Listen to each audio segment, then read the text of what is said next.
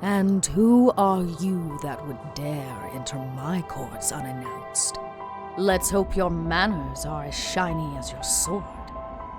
For you gaze upon the Shadow Queen, and I do not know what trickery has guided you here. But if you have come to stop me, your efforts are futile. I will take what is rightfully mine, and those who would stand in my way will find there are far worse things than death.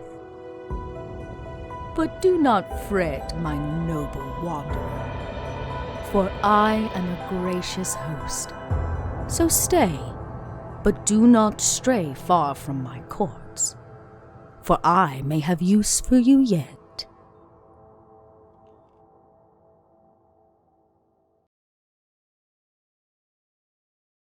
Hello, everybody. Can you hear us? This is the grand question. It doesn't seem like it. This is us, being people, but you can't hear us. Feels like a... Oh, wait. Oh, they can definitely hear us. I don't know if they can hear you, but... Can you hear? We can hear. You can hear me. Wonderful. Can you hear Great. all of us? Fantastic. Great. That seems good. Great. I had a question whether or not sound was coming through, so I'm glad to know that is the case. Hi, everybody. Welcome to Monday. It is a Monday. Yes. Unfortunately. Yes, I have an odd spaciousness right now because I'm on a different mic, everybody. I apologize. Dot's been traveling all day, and I just got in, so I used my USB mic. So I'm so sorry for the quality. You will have to deal. Welcome! Tell him. You don't have to deal, because Dot just got off vacation and literally rolled in like a T-minus 1 hour ago. I'm so glad to see you. You're $2 grand. I'm so glad to see you. I'm so glad to be here. We're back with Courts of the Shadow Fae. If you are joining us for the first time tonight, welcome to what is no doubt going to be courtly shenanigans right here on Kobold Press. We are down a player this evening, which, you know, anytime one of my players are out, trouble is what follows them. And we had a player out last week, so we have to see what trouble found them. Yes, so we shall see. But before we do, I'm here to remind you that you can keep Kobold Press like churning and all of these amazing talented folks paid by supporting the channel. You can do that by giving us your eyes and your ears, which for being here, thank you for doing that. But you can also support us through subscriptions. We love those. We've got new fresh little Kobold emotes. If y'all, they're so cute. If you didn't know, like here's one with a little kazoo. We got little kobold heart hands. Oh my god, there's a swobold. There is a swobold. There is a swobold arm. There is. So there are. Yes. Yes. There's a swobold arm. So you have options when you become a subscriber, and that helps support us. And then, most importantly, if the drama that is just inevitably written into this campaign is not enough for you, you can assure that there is more drama brought to them by filling the drama bar just right over there, and you can do that by giving bits and tips and supporting us. So there's a link right there if you want to make their lives, when the bar fills, you know, that much more interesting. Okay, let's we had a week off because it was a holiday week here in the States, so let's just we'll do a recap. But let's actually remind everybody who you are, who you play in, all of those kinds of things. Eugenio, you are up first because I'm going to go counterclockwise on my screen. Yes. So you're up first. Tell us who you are, who you're playing, and tell us what... No, we'll come back to that. So I'm not going to ask about your fancy pants clothing. I'm going to ask you what you remember after crossing into the Shadow Realm, because you did officially last week cross into the Shadow Realm. So what is that thing that stuck with you? And you're up. Yeah, hi everybody. I'm Eugenio, I'm DM Jazzigans, and I will be playing Vannon, a high elf wizard and cleric of Sarastra, queen of the Shadow Fae, which should get real interesting today. What do I remember about us crossing into the Shadowfell? I think I just remember... Do you mean recap-wise, or what does Vannon? I think either's fine. You could do recap, or if something's really eating at Vannon, I'm always down to know that too. Yeah, so we fought horrible, creepy things very effectively. Our lovely bard just had one of them try and it was great. But I think what really sort of is sticking with Vannon right now is, like, this is what he has wanted for a long time. And also, it's really terrifying. You asked us, like, right before, at the end of, I think, 2 sessions ago when we crossed into the Shadowfell, you asked us what we were looking for, or, like, what we wanted from the Shadowfell, or from the Shadow Realm. And Vannon said power, and I think there is that, like, excited and also nervous possibility that now that we are here, power is within our grasp. Oh, that's good. Yeah. Oh, we've already lost one. That's it. It's over. This will be interesting because today, actually, we're going to get to break into one of the mechanisms that is built into this campaign, which is all about the, like, levels of power and status for the characters. So, yeah. Now you actually have a game reason to, like, gain some power, you know? I think I have been fighting so hard against Vannon, like, kind of being a little selfish, and I think it's time to let that go. Yeah. I mean, what do you think we're all here for? I know. Do you know what it is, though? Like, in particular, you two that, like, had traumas that got us into the Shadow Realm, I was like, I want to be nice to the poor broken characters. But, like, no, screw that. I want power. We're here now. Yeah, we're here now. You are in your element. Perfect. Well, speaking of a character that's going to be hella outside their element, and was with us last week, so you probably don't remember anything of the Shadow Realm, and that's okay. I think, what did I ask y'all that week? Because that's what I think I'd like to ask Fox. I asked you what you expect. What is something you're hoping for or expecting here in the Shadow Realm? You can answer that question. Great memory. Yeah. Took me a second. Yeah, you're up, Fox. Yes. So I am Rocket Fox, and as you probably see, this here is Lucky, who is my companion here this fine evening. And I am playing Seraphim Thimbleweed, our Ulcie druid, and she comes from a past of she was in a foreign land before she got to the city where she came across our adventuring party, and not by her own choice. She was in bondage, so to speak.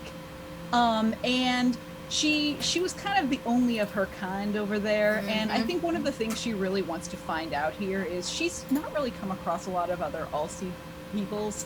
And so she's wanting to really kind of find out more about that, just more about, like, okay, who are my folk? What's going on? Oh yeah, other little fae folk.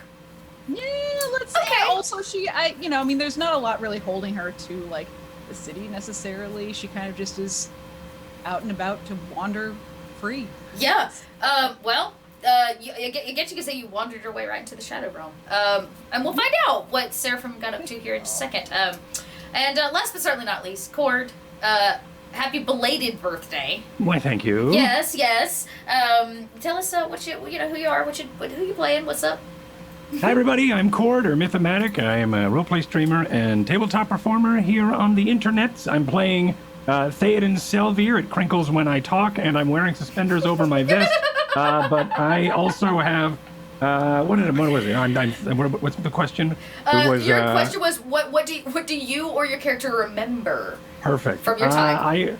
I remember some really cool things that I did. That was the Theoden called for a bunch of shadows to go retrieve Seraphim, and that was something I remember. That was pretty cool. And I think, and I'm just going to add on to, I'm just going to give you a little seed here. I think while maybe we are, or during potentially the fitting of last week, and I was trying on my collar that crinkles when I talk, and when we were all fitting things, I think also Theoden sent out his shadow once again, but out the window with a message. Someone. Oh. Interesting. There was a lot of sending of shadows last time.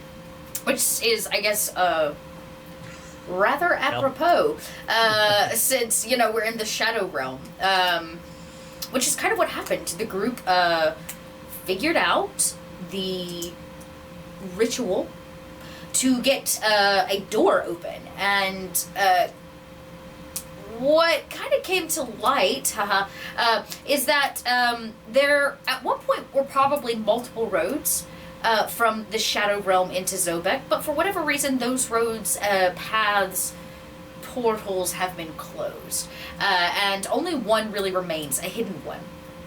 And since the Queen, for what she believes to be rightful reasons, has come back to claim Zobeck, which sits on land that is rightfully hers, this group has sought out a way into her realm to maybe speak with her further about this issue, which isn't, not everybody believes she is as deserving of what she claims. And upon arrival, the boat literally coming out of water onto dry land, I think our camera actually pans over to our little fae friend. Well, I say with horns, had horns. Seraphim. Seraphim, this is probably unlike any wilderness that you've seen.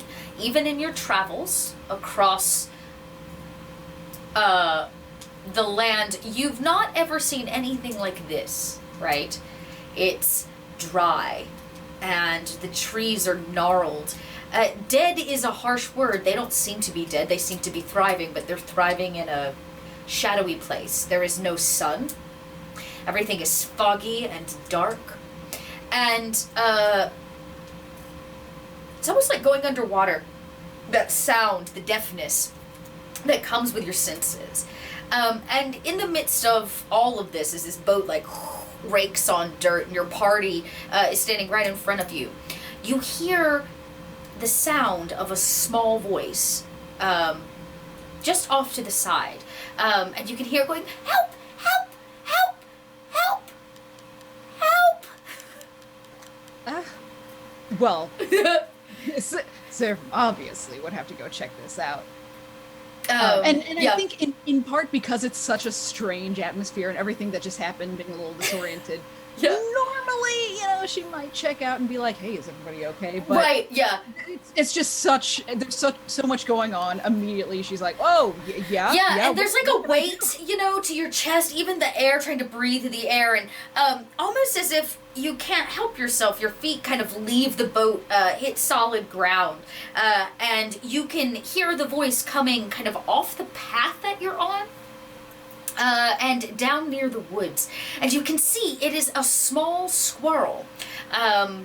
It's like hung wrong way on like a tree, and it keeps like scuttering up, and you can hear it going, "Help! Help! Help!" And it'll like scutter down the tree, and it'll go, "Help!" Again. Oh goodness. Whoa. And Seraphim's gonna kind of try and look at it in the way that it's oriented. What's wrong with you? What do you mean? Help! It needs a help! Says this squirrel, and it's kind of like, you know, like up and down the tree. It seems very hyper. Its eyes are jet black, and you can see its coat is actually not warm tones like brown and copper or red. It's kind of gray. It's like a gray squirrel, and the little tips of its tail is kind of dark black, and it points. Help! It needs the help! What are you pointing at? I don't. And Seraphim's gonna look over, kind of in the direction of. Why don't you roll a proper perception this time? Let's do that. Because it is a very dark forest that you see. Let's. Do you have any kind of low light vision or dark vision? I do. I do. I have. I'm so sorry. That bunny is so cute. Thank you. He has decided to go up on my shoulder. So cute. Yeah, I believe I have low light vision. Okay, perfect. Okay, that's all you need. Okay, that's all you need. Because it is basically low light here. It's kind of like right after the sun sets. And nice. At a 19. live fur is best fur. The squirrel bounds from a single tree to another, kind of taking your vision with it, right, your eyesight. And as you peer into the forest, it's not actually what you see, but what you hear. It might be described as the sound of splashing, of panic. You're a druid. You've spent a fair share of time around creatures. It sounds like something is struggling, and you can hear like the barks of a dog. It keeps yelping is a tough word. It's more like a bark. It keeps barking. But it is way often in the forest. Your eyes actually can't see it. The squirrel goes, "Help! Help!" Well, and immediately, like, once she hears the splash, like, she knows enough to know, like, an upset splash. Yeah. So at that point, she'd start deer bounding with all of her deer legs, kind of just off into, like... Yes. Doesn't even look back. Doesn't even look at the boat. The boat is dead to her now. Yeah, and the Well, because it is. It's such a strange place. It's such Yeah. a strange... You know, there's so much. So she just, like... Is now one with this forest. Yeah, and you start bounding through. I love that, like on all fours. And the squirrel's kind of hopping trees, right, following along with you. You begin to hear the sound of more squirrels, kind of gathering behind you as you're bounding. And the bramble brush that you're bounding through, it tears a little at your fur. It's not quite as welcoming, maybe, as the average forest that you're a part of. But eventually, you bound out of this brush, kind of come to a skidding stop on dry dirt. On your way, you would have noticed a couple things. One, you weren't just met with forest. At some points, you could see there's almost like the rubble of rock, as if there was, might have been buildings here in the past, that this is like what's left of them, the kind of crumbling of walls and things of that nature. But as you come kind of skidding into this open area, your hooves almost fall off the edge of what is basically an embankment into what should be some kind of river or body of water.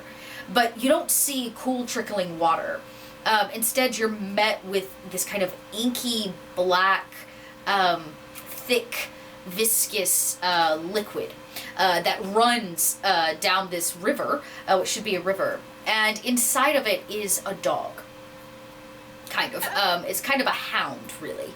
And it's struggling, and it's splashing. Its eyes are black. Its kind of skin, fur, I guess, is also black. It seems really, well, it's panicked. It's panicked, right? But it seems like quite a beast. Oh, you poor thing. Oh, no. She's going to look around to see if there's any branches, any vines, and then, let's see, let me see. I'll be real, all my spells I chose for different purposes than this. What? Okay. How about this? I'm gonna try to use Entangle. Oh! And in because we're right next to the forest, and just take out an Entangle and just like scoop out the hound from the water and see. Okay. Maybe that'll. Okay. I dig that. That's an interesting way to use that. And detangling it will be a problem for another day. Okay. So you can see this dog is like, and it's like kind of splashing, and you can hear now the chorus of squirrels that have collected behind you, all like, help, help, help, help, and they're like chirping from the trees. And of course, you're the druid that's having to listen to all of the nature here say these things to you, because it just sounds like normal calls of like chirping of squirrels and things, and this dog is right, and it's trying and the entangle, does it come up from underneath it, or do you think it comes from like down the embankment? Yeah, I imagine that. Well, at first, like with all the squirrels, Seraphim is going to be like, please, I'm going to need you to calm down to the squirrels. Just hang on a second. Let me think about this.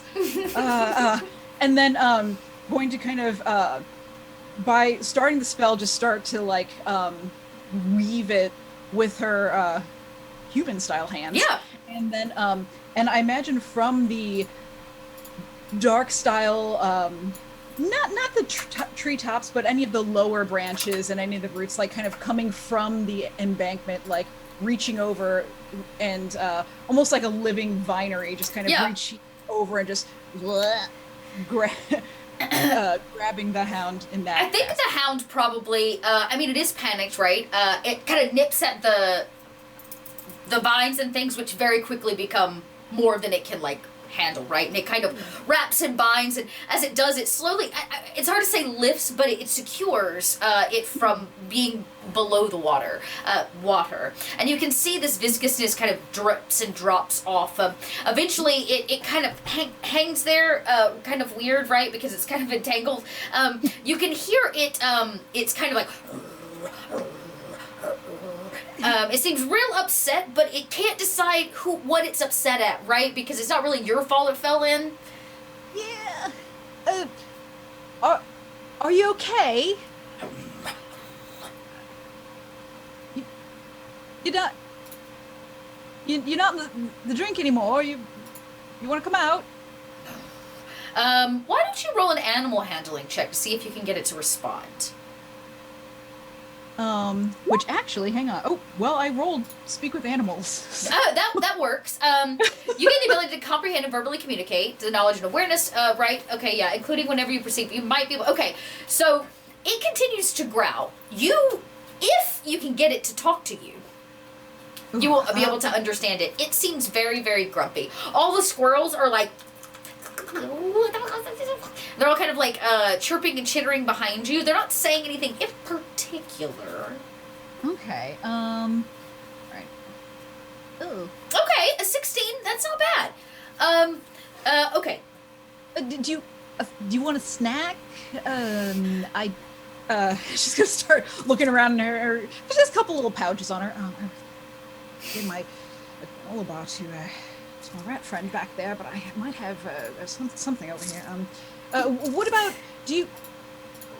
Would you like? I just have a piece of jerky. Do you want some jerky? It's mushroom jerky. It's not meat, but it's chewy. You can hear it contemplate. It can't reach you, kind of all tangled in these vines, but it sticks its head out about as far as it can. You can see its massive maw, right? Big head. This is a hunting dog, possibly, or some kind of a security hound. More than likely. She's gonna try and reach as far as she can. Then she's gonna have one of the vines just like kind of take it over there and. Oh, nice! Yeah. It gets in close enough. Yeah. It eats the vine and everything, right? Bites the whole thing and. Hey, that's good. That's good. You're hungry. That's fantastic. Hey, you feel better?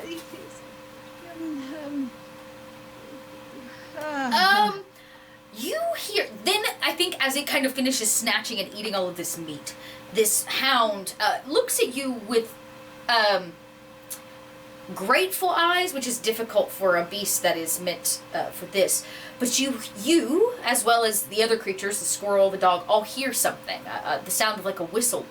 High-pitched, the average ear would not pick it up, and you see the dog's head like snap. And it cuts back to you, and he says in a very deep, deep, gruff voice, "Hide!" Oh, The squirrels, like, run and depart. Do you need to get out of the whatever that is, though? Are you... And it kind of barks at you a little bit, like, "Hide!" And she's gonna kind of bound away and try and find some brush nearby and just... Yeah, some bramble. Bramble and just like... Poof.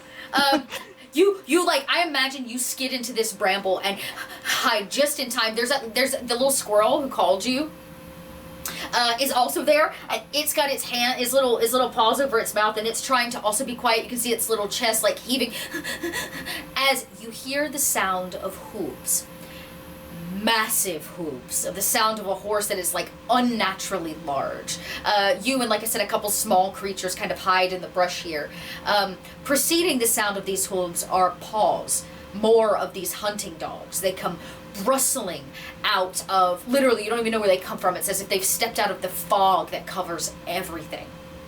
And you can see on this big horse, it's actually blue, sits a man. Well, a Fae. He has similar features to Theoden, right? Kind of extremely pointed ears, harsh, kind of pointed features, horns, a kind of fancy collar and vest. He seems to be a very high status, no doubt. Behind him are two more people of the court, you can imagine. And they seem to be on some kind of hunting raid or hunting party. I would say, Seraphim, you know what a hunting party looks like. I would think so. I would think so. Yeah. Yeah. Do we notice any pelts of any kind? More specific gear or anything like that? No, in fact, you don't. Okay. You don't. What you do see, you see a lot of weapons, like bright sword at the side, those kinds of things.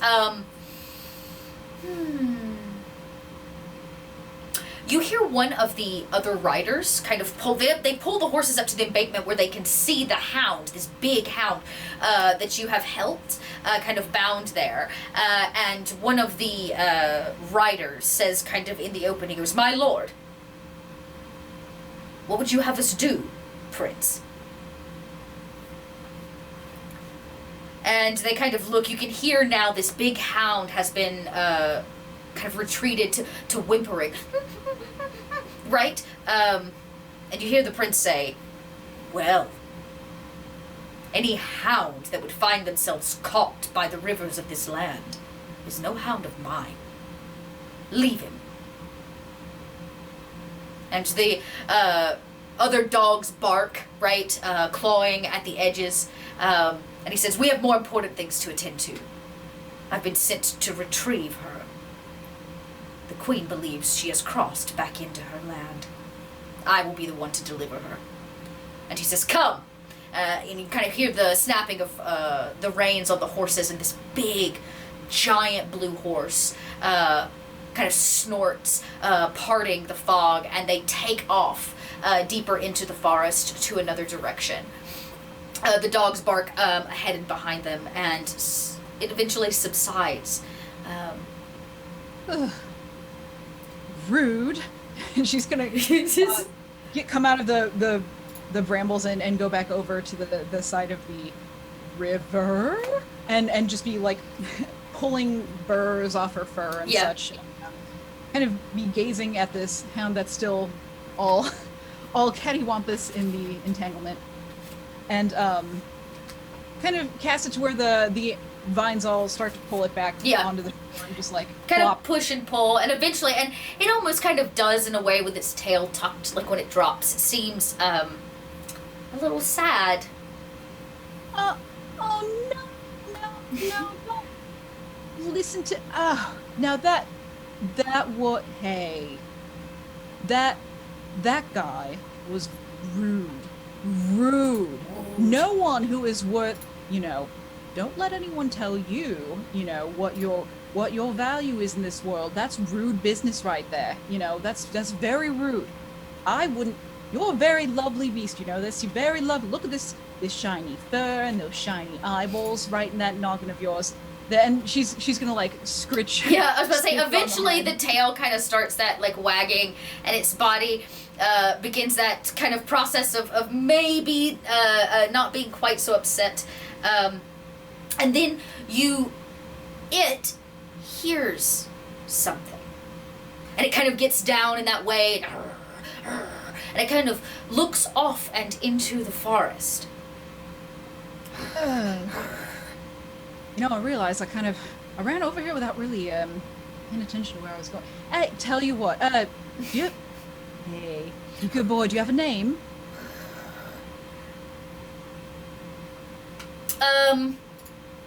It nods, and it says, Vosklov. I'm Vosklov. Vosklov? Yes. Vosklov? I'm gonna give that to you in chat. Yeah, okay, good. Tusk Glove. Oh, yes, yes. Very good. Well, tell you what, how would you like to come with me? Oh. You know, I'll never say rude things to you because I'm not rude like that guy was. That guy, very rude. In fact, next time we see him, we can punch him in the face and you can pee on his boot. How's that? That is the prince. Must not pee on boots. Well, you know, I could pee on his boot. He's not my prince. I could pee all over his boot. And he goes, woof, woof, woof, something's coming, woof. It kind of says as he looks again, and through the trees, again, you're kind of on this embankment. There are some large rock formations, like, behind you, and through the brush comes, like, stumbling a massive troll. That's the best way I can, like, it's huge. And this dog is now like, woof, woof, woof, woof, right? And he's trying to, like, back him kind of off of you. Well, this is ridiculous. This forest is so busy. What is this, some sort of, like, super highway or something? You there, troll. What you want?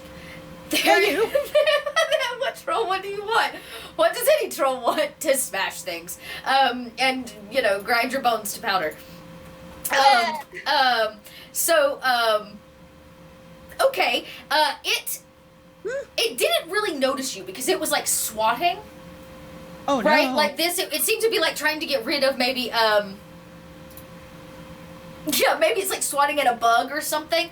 And it doesn't actually notice you. It's got a big kind of club, and as it comes bustling through the trees, it hears you say, hey, troll. It stops, and now this dog is, you know, still barking. And it turns its head in this very slow way. Do you speak? What languages do you speak?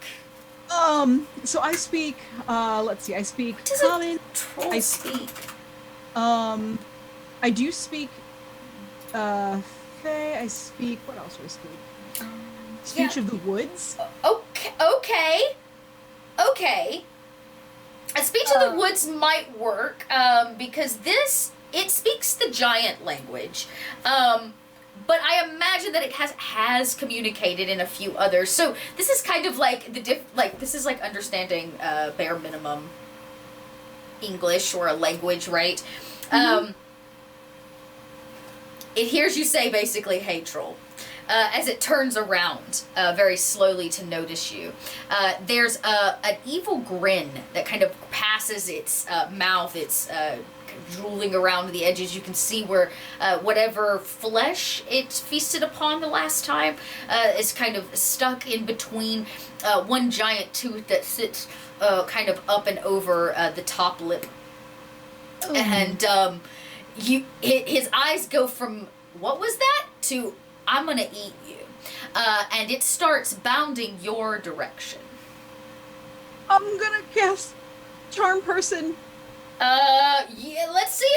Yeah, you can try. Let's see if it's a humanoid. It is a humanoid, but let me actually check that. Because I could be wrong about that. Maybe it's not. Maybe it's not. Let me just, we find out.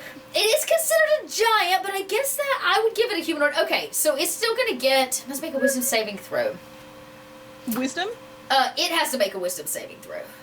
Yes. Which is good, because it is not a wise critter. I was hoping not. Okay, it's really not wise at all. It rolled a 4, because it's got a -1. Okay. Yeah, you tried. It gets hit by this charm magic, and it's huge, right? And as you cast this charm, it kind of stops it for a second. Can't totally understand you, but it doesn't continue running at you.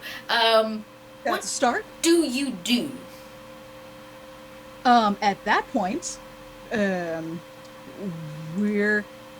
going to,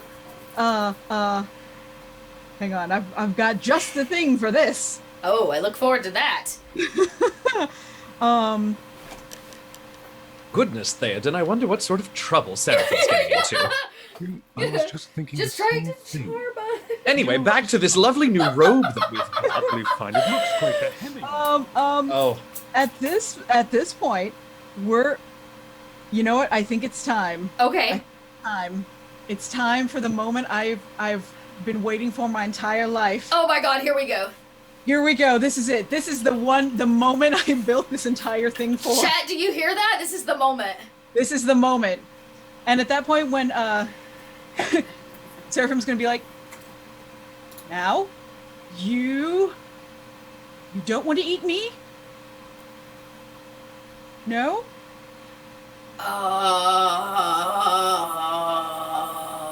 It speaks in giant, which sounds, like somebody gnawing on rocks. You're taking too long, and she's gonna cast Legion of Rabid Squirrels. Okay. While in a forest, you call a legion of rabid squirrels from the nearby trees on a point that you can see within. The squirrels form into a swarm that uses this. Okay. The legion of squirrels is friendly to you and your companions. Roll initiative for the legion. Oh my god. They obey your verbal command. If you don't... Okay, tell me what it looks like as you call forth a legion of squirrels. This is a spell. Yes. The one spell I have been waiting to use my entire life. Ridiculous.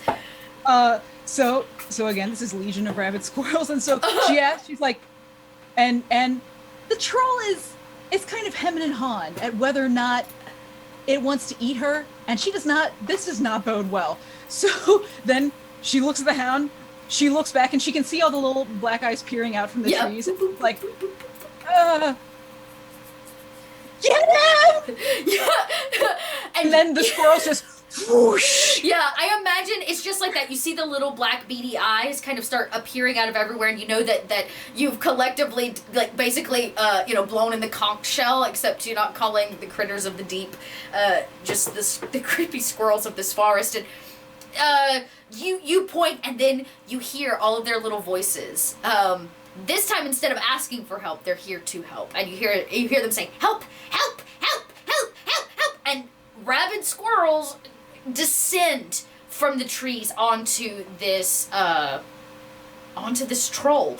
He once again begins at like, and he's like swatting, and the squirrels are like, freaking squirrels like are on the so, face. yeah, and they're like clawing him to death, and he's like, and as he does, he's kind of stumbling and fighting with them, trying to he'll pull one off, and that one will like grab to a tree and then jump back on him. Like, he can't get all of them off of him.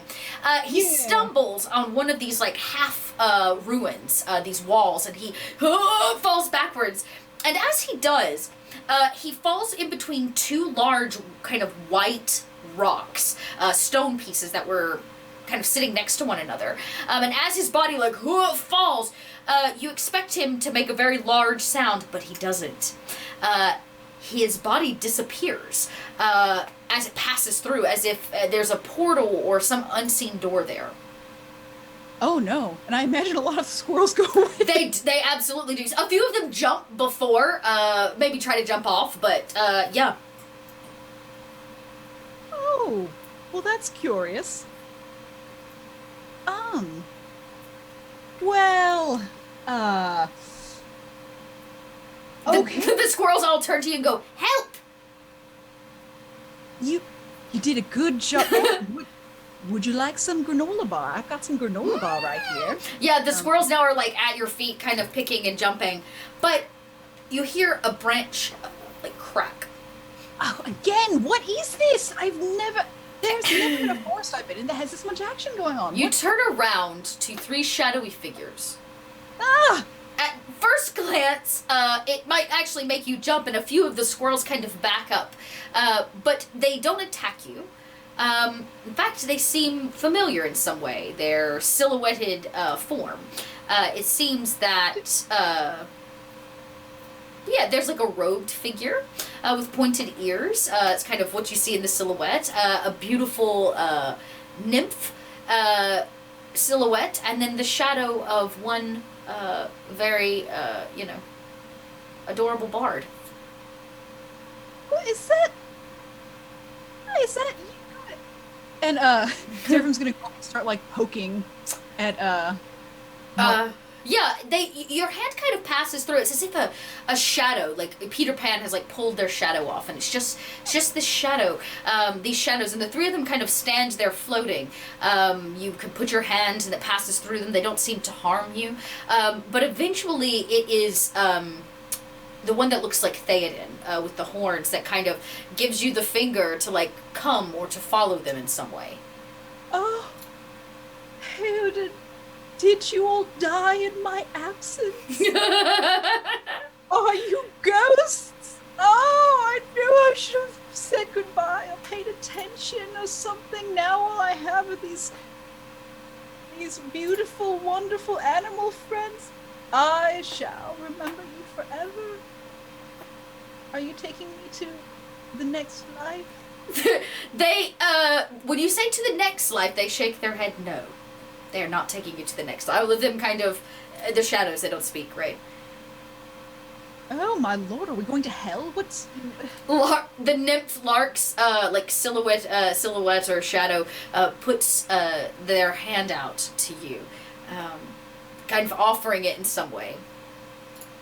Hayden, are you doing something weird again?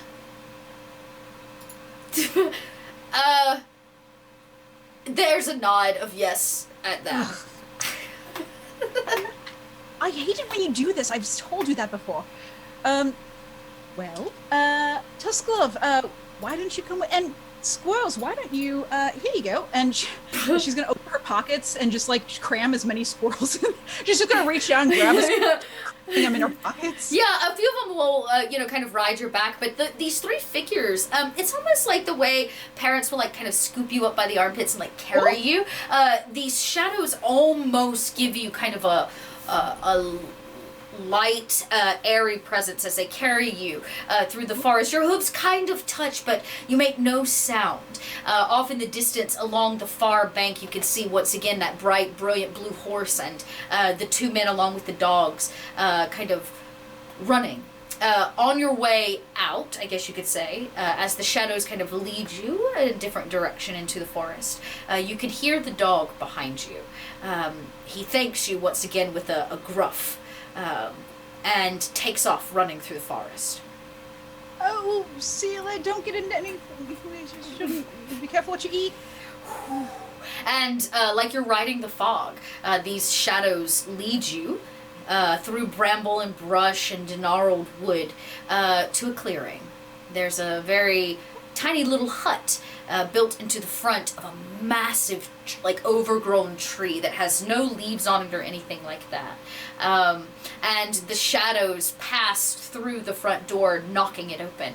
And on the inside, you can see your party. They are very well dressed. In fact, it seems you are standing in the doorway of a store of some kind. There is, they look a smidge shocked, but you can see, and there's a kind of weird voice off in the distance that goes, I don't have anything for four-legged creatures. And she's just gonna kind of carefully come through the door. Yeah. Well, something that I've just kind of immediately just jump in. Well, something I've actually, there is something that I do want. I don't know if you can do it, but it's very busy and strange place. So I am Sir Fraggle Frock. I can do anything. Oh, good. Well, so. And it's kind of like, Seraphim, I'm glad you made it. Yes, no, it's good to be. Hey, look at all these squirrels I found, and she has squirrels everywhere. This little Darrow, which is what you're staring at, Seraphim. He's kind of a short, dwarf-like creature, except his skin is kind of thin and pale. You can see all of the veining kind of underneath him. He looks a little crazy. He's like, hey, don't touch that! And I imagine the squirrels are like picking at shiny things or like plucking at buttons. No, it's okay. It's okay. They have rabies. I was wondering, she kind of, the front of the bottom legs, she kind of kneels down to get down to his level, and then kind of side glancing around, she actually parts her hair over to where you can see the base of the antlers that have been cut off. So you see here, He takes out a second pair of glasses and like double stacks them, to like really get a good peek at it. And he goes, oh, and he kind of runs his finger up and down to feel the texture of what may have taken these from you. And he looks deep in your eyes and he says, I am sorry. Thank you. If if we're all trying to look fancy and whatnot, if there was a way to just ornamentalize and they're really they feel like a part of me that's not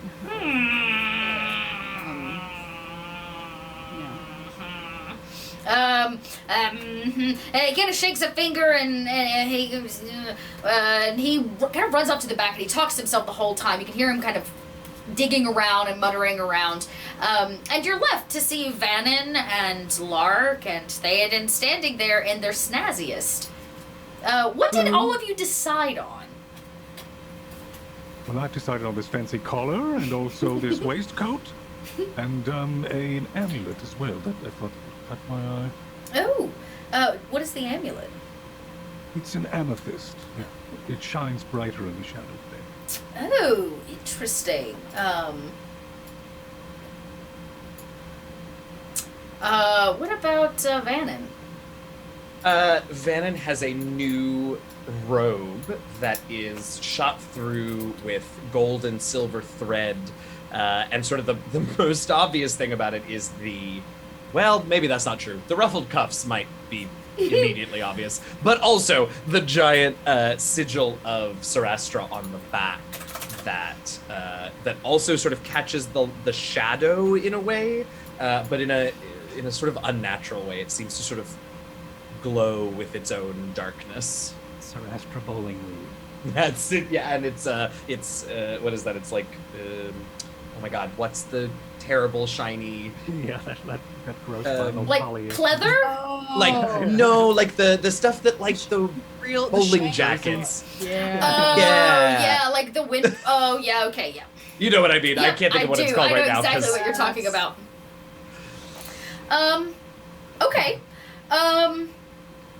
You all look very, very sharp. This is nice. Thank you. Everyone has a lot of ruffles. He went with the ruffled theming. I thought I would collar. That's nice. I can't see your neck. Good. I didn't want people to. I realized that you had an issue with your neck there. Well, it's not the neck. It's really it's the illusion of more power. You see, I feel like if I was to have my chest out so I could look up and keep my nose in the air so I could speak, it's sort of like training my manners, if you will. Well, and if anyone tries to go for your neck, like, you right, I'm protected. Yes, let's get a mouthful of linen. Yes, no, but who's going to want that? No, yes. Well, depends on who you are, really. But are you opposed of having two pairs of pants? We could probably see maybe even hem two of these together. I don't really wear pants. Okay, that's not a me thing. Okay, well, I was just thinking of maybe potentially changing things up a bit. No, are you insinuating something? No, I was just trying to. If you wanted to look fancy, we could give you ones with froofy sleeves or froofy pant legs, and we could all be a part of the same sort of froofy aesthetic. But it's entirely up to you. I wonder. I mean, maybe I could just around my hooves get some little froofies. Ooh, I like foofy hooves, frooves, if you will. Frooves, yes, that has a ring to it. I wonder if anyone's done that before. I wonder. We're gonna have to ask Sir Fraggle. As you say, Sir Fraggle goes, I found it from the back of this shop. And he comes bustling out. And he has what could be considered like antlers. It's a headpiece of some kind. He's very clearly like altered it on the fly. It's not made of bone. The hot glue is still drying. Yes, the hot glue is still drying. It's definitely, a cosplay miracle. But it seems to be made of a few things. The base of it is carved out of a some kind of rare stone, like gemstone. It's dark and kind of black, actually, like gray, the way one might look at obsidian. But it's not a porous material. It's shiny. It's been polished. In certain places, it's wrapped with wires and things of that nature, and to it has been attached other gemstones, other rare items. But right in the middle, you can see hangs a cameo, like a cameo necklace, right? Of a beautiful shadow fae female. She too shares a similar kind of collar to that of Theoden, but hers is much bigger. And she wears a big kind of headdress piece that looks almost like kind of the way a kid might draw the rays of a sun or light off of a moon. Yes. And he says, you wanted fancy. And he kind of hands it over to you. Sarah's just gonna straight up put it on her head. Yeah. Ooh. It looks majestic. Am I shining? But that belonged to the queen. To the queen. And he kind of points to the cameo as if it was hers. Oh, or is of her. Oh. You hear that? Belong to the queen. The queen here? The queen? I would assume. He kind of nods. Yeah, long forgotten. Out of style, she says, but cameos never go out of style. He kind of very clearly says, I would think Vannon, you don't know what Sarastra looks like, but you have seen various depictions of her in tomes and scrolls throughout the years. Right over your shoulder. There she is. This seems to be pretty accurate depiction of her, like kind of built into this cameo. I think, might I see it a little more closely, Seraphim? Yeah. You want to bow down before? You want to bow down before my head? No, of course not. And I'll turn away and just give it the slightest little nod before I inspect it. And I have a sort of closer look and just... Yes, it is she. I can feel it, I suppose, but how do you have this, Fraggle? Wow, so many things I have. He says, but those are my secrets. Don't touch that. And he kind of smacks something shiny out of a squirrel's hand. Yeah, out of Theoden's hand and then a squirrel's hand. He's like, stop messing with the stuff. And I would say, well, it would be Seraphim. You hear that sound again of barking dogs and hooves, almost as if it appears out of nowhere. And you can see the sign of worry on Sir Fraggle's face. It drops from being very proud of himself for having something that once belonged to the queen herself, to sheer panic. And he says, what did you do? What did all of you do? Nothing. Hey, everyone, be careful. There's a jerk on his way here. What? And he kind of like straightens himself up. He doesn't really know what to do. And is there? We need to hide somewhere. There's Okay. Who is it? Who is what jerk? Yes, there's someone who's an absolute, just very mean, rude individual. The rudest I've ever seen. Shush! Don't say things like that about the prince. Oh no. Very rude. Oh, here he comes! And you see Sir Fraggle, like, on all fours, like, hits the ground in a bow. Like, before the door even swings open. And as the dogs run up into this open field just outside the door, that handle turns, and standing there is a figure far too tall to even fit through the door. He is very fit. He wears very fancy clothes. You can see his blue horse outside, and when I say blue, it's kind of like that of like lapis lazuli. It's like a really deep, beautiful blue color. Two additional Shadow Fae escort him, and as the door swings open, he ignores every one of you. His eyes stop momentarily on Theoden. He doesn't know you, but that's not why he's here. All of their eyes cut across all of you over to Lark, who I imagine has, knowing Sephi, some sassy thing to say. Which none of us could even begin to do justice to. I couldn't even do justice to it, so I won't. But you see him say, the Queen requests your presence. You're many decades late for your trial.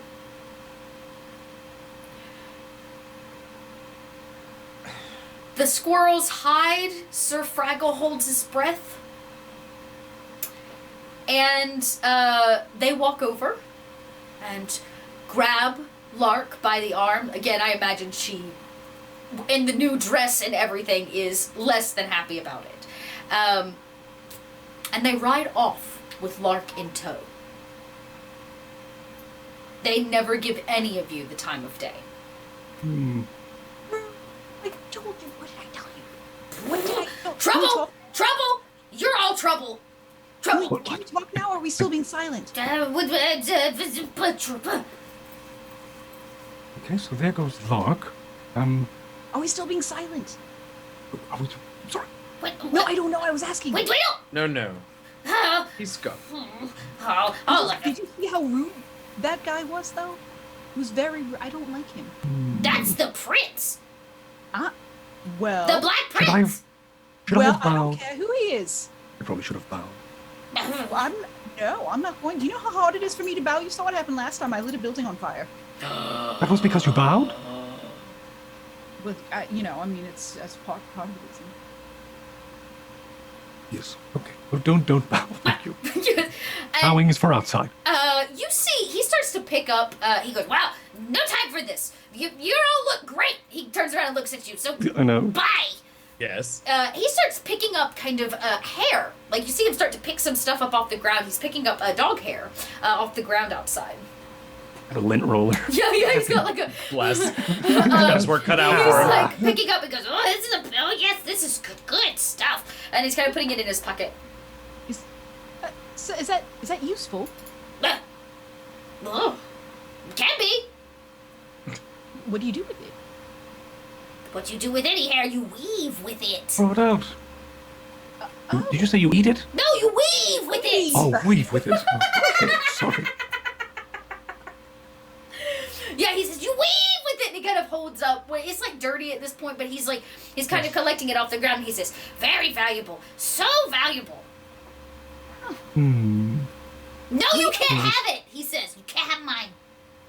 You know, there's one of the ones roaming around out in the forest. Huh? Yeah, one Off of the, his leash? Yeah, the jerk left him out there. Oh, no, that's bad. Why? 'Cause never. You're not from here. He shakes the hair. He says, "Go. You should go now." What's gonna happen? Is it? If we were to go towards the courts of the palace, which way would that be? That's a good question. Do you want the long way or short way? I believe the short way at this point. Wait, hang on. Why is one way shorter than the other? Time? That's why. Thank you, Sir Fraggle. Time. What takes longer than the, a hop, skip, and a few trees that way. There's some rocks, big white ones.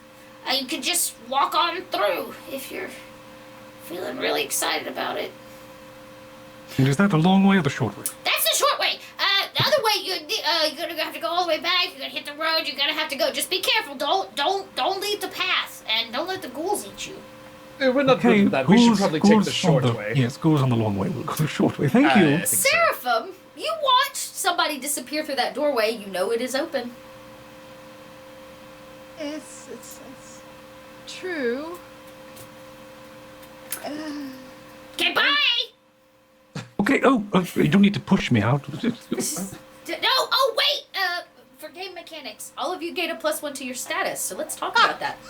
Oh yeah. For wearing Wait, I fancy have clothes. game mechanics for you. Wait. Before you leave, put this on your sheet. Let me explain it to you. So in this game, there is a mechanic for status and prestige.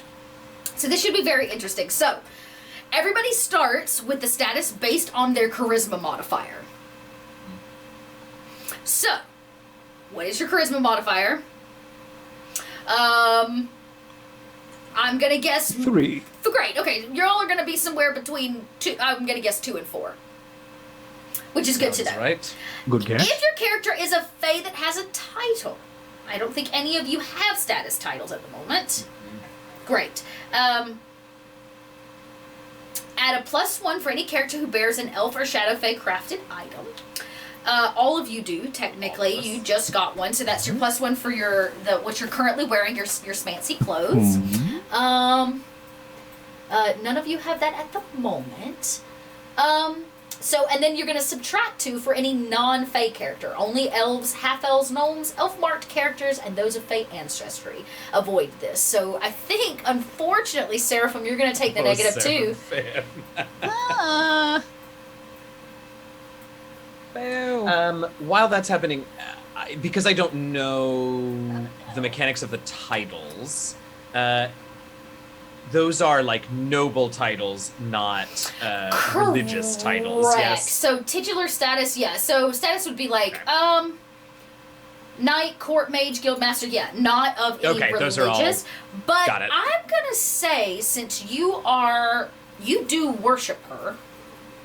I do. She gives me spells, but maybe And that's she does maybe that's give what she you gives me. spells. And you bear her mark. So I'm gonna say you probably do actually have an additional +1 to that. It's not really a title as much as it is it's status based on your worship. Sure. Yeah, Myth, you definitely are gonna get that one. Okay, great, perfect. So that's kind of the starting point for all of you. So what is your status at? 4. 1. Beautiful. This is gonna be wonderful. I have the 3 to start, and then I have the 1 because of the collar or something, right? Yes, basically. Yes, so Okay, you would have all right. started with what you had. You would have gotten 1 for being what you're wearing, and then another for being Shadow Fae. Oh, then I have 5. Oh, beautiful. Okay. Oh, Oh, snap. Sorry. But not really. Okay. but not really. So the good news is you are above the average, Seraphim, for those non-Shadow Fae creatures. Well, it's something. Great. Okay, perfect. So, guess what, Seraphim? You know the way back to this set of rocks. And you're able... Yeah, you do. You're able to actually lead them back, the group back.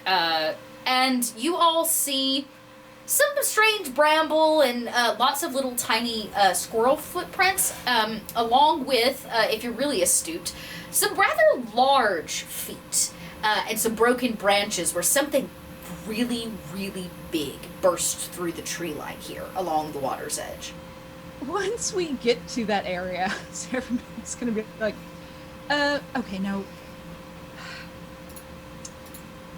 listen, before we do this, how do the two of you feel about trolls? What? Troll what? I'm just saying, as soon as we go through here, that it'll probably be fine. The troll probably has rabies too at this point. Okay, well, you wanted the short way, so here we go, I suppose. Is there a troll this way? Yes, there is. Did you run into a troll while you were away from us, Seraphim? You really are remarkable. Well, I more had a lot of squirrels run into the troll for me. I'm very glad you're back with us. Yes, am I.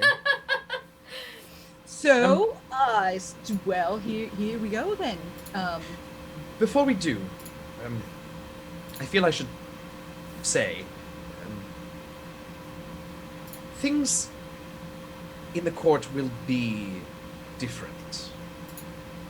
I've never been, but I imagine that the prince is closer to the norm than not. I say this only to prepare you for a bit of rudeness, perhaps. Is the way of things as I understand it. and perhaps commenting upon it we should reserve for when the company is merely the four of the three of us, and hopefully four soon. Very soon.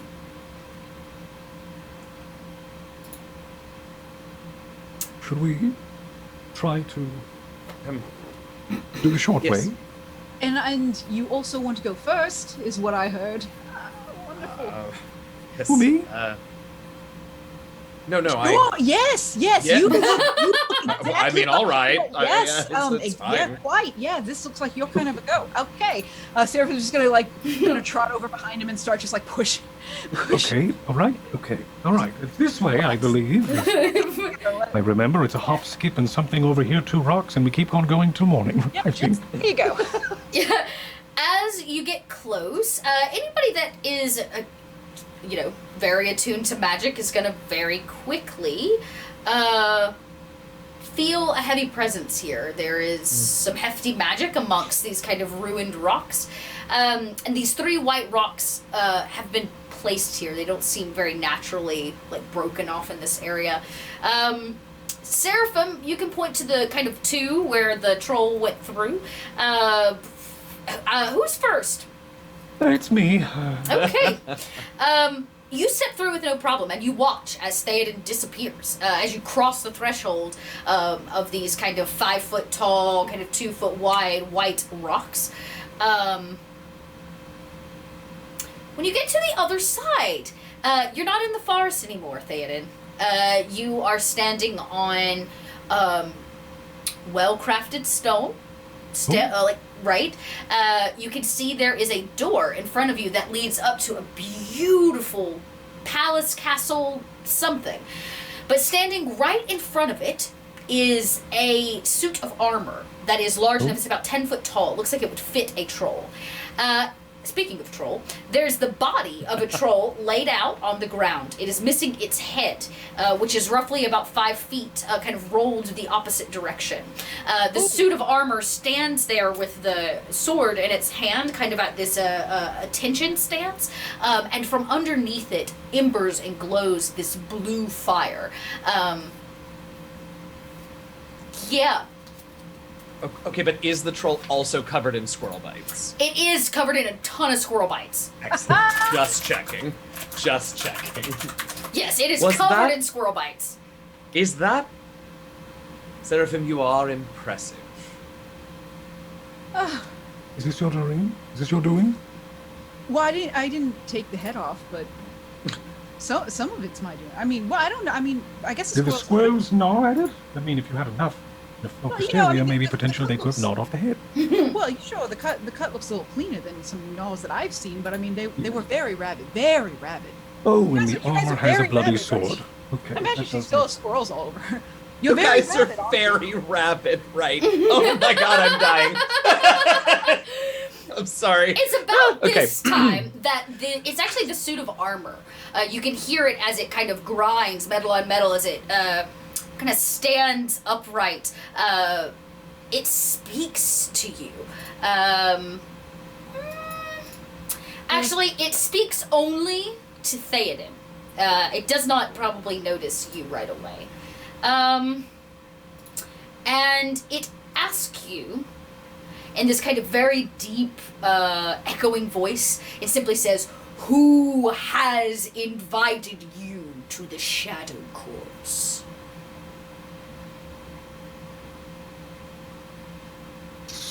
Lady Celastra of the Shadow Fae.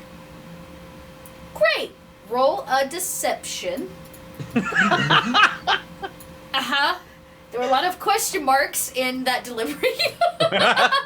Okay. Whatever do you mean? I heard none. It takes a step forward and asks once again, "Who has invited you to the Shadow Courts?" I will step forward, and as I do, I have all of these little black maybe they're onyx or something stones. I just have a little pouch of them. And I pull one out that is sort of like the thread on my robe that sort of glows darkly. And I crush it as I step forward and cast Guest of Honor. But I'm expending my ritual focus, which means that for me, the spell will last 24 hours, and my status score is increased by 2. Okay, so that puts you at a 6? A 6, yes, a 6. As I sort of, I don't look like a Shadow Fae, but I sort of take on sort of the, maybe my eyes become Shadow Fae colored, I don't know. And just little details sort of shift ever so slightly to resemble more closely that of the Shadow Fae. So, you also how do you answer the question? That's important. Right. So then once that is done, the real answer is the ambassador whose name I do not remember. Freya, y'all did get the wrist. That would be that's the owl lady. Yes. She would be her better. that is somebody that you could drop her name. I'm going to do that. I liked her better than the ambassador anyway. Okay. So I'm going to say she had a very cool title. She did. She was like keeper she was of the shadow something. Sworn. Freya Owl's daughter, the Shadow Sworn. There we go. Freya Owl's daughter, the Shadow Sworn, summoned us.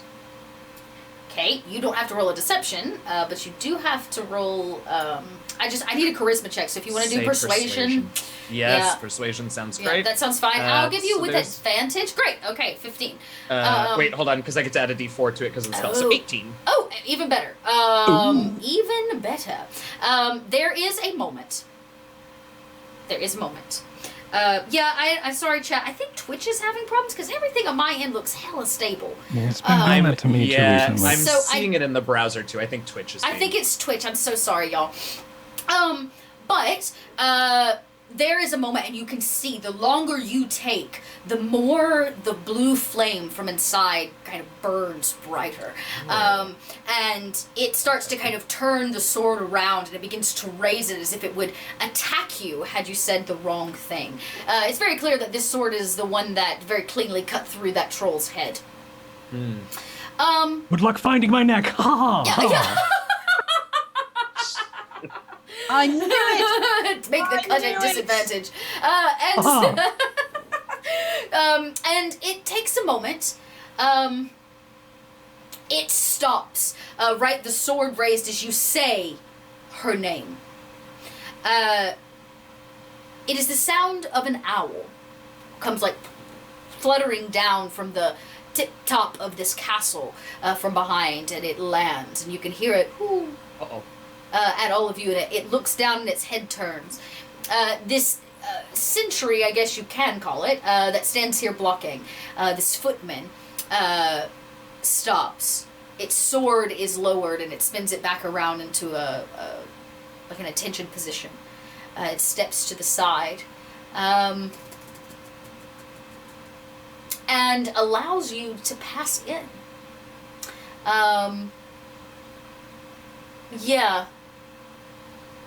And as it does, the door, these like massive, beautiful gold doors, like creak open. On the inside, you don't hear anything, especially not what you would expect to hear of the Queen's courts. There's no music, not really any sounds of people. Just empty silence.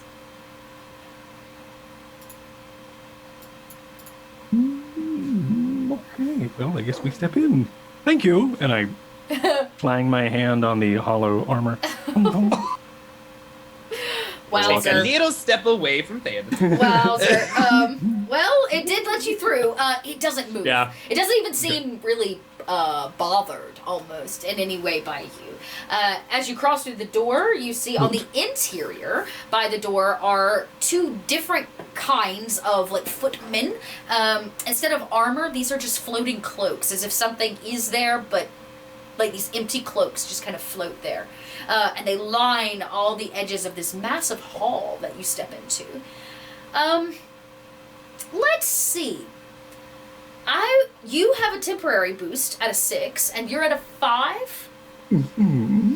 Alright, so Seraphim... Naturally, you don't see a whole lot. Running about this beautiful empty space are... Well, we're going to add squirrels to it because we now have a squirrel infestation at the Queen's Courts, thanks to you. Yes, there is. They rode that giant, or that troll in.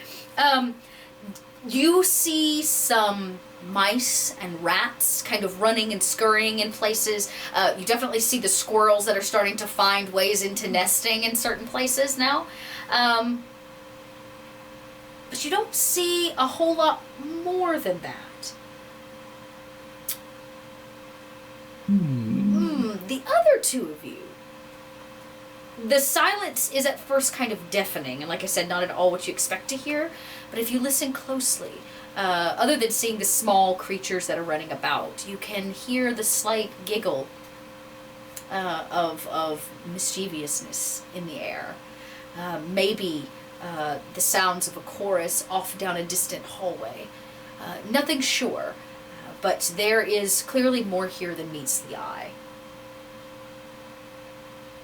well, I guess we move towards the music. Music? Yes, you can't hear it? Paige, I think you've lost your mind finally. I couldn't possibly. And you also hear it? Well, You were silenced. Sure was. Meant to cast see invisibility, but instead cast silence. Yes. No, Theoden's quite right. Things here are rarely quite as they seem, and I will cast see invisibility. Nice. Okay. It's a good call. You cast see invisibility, and you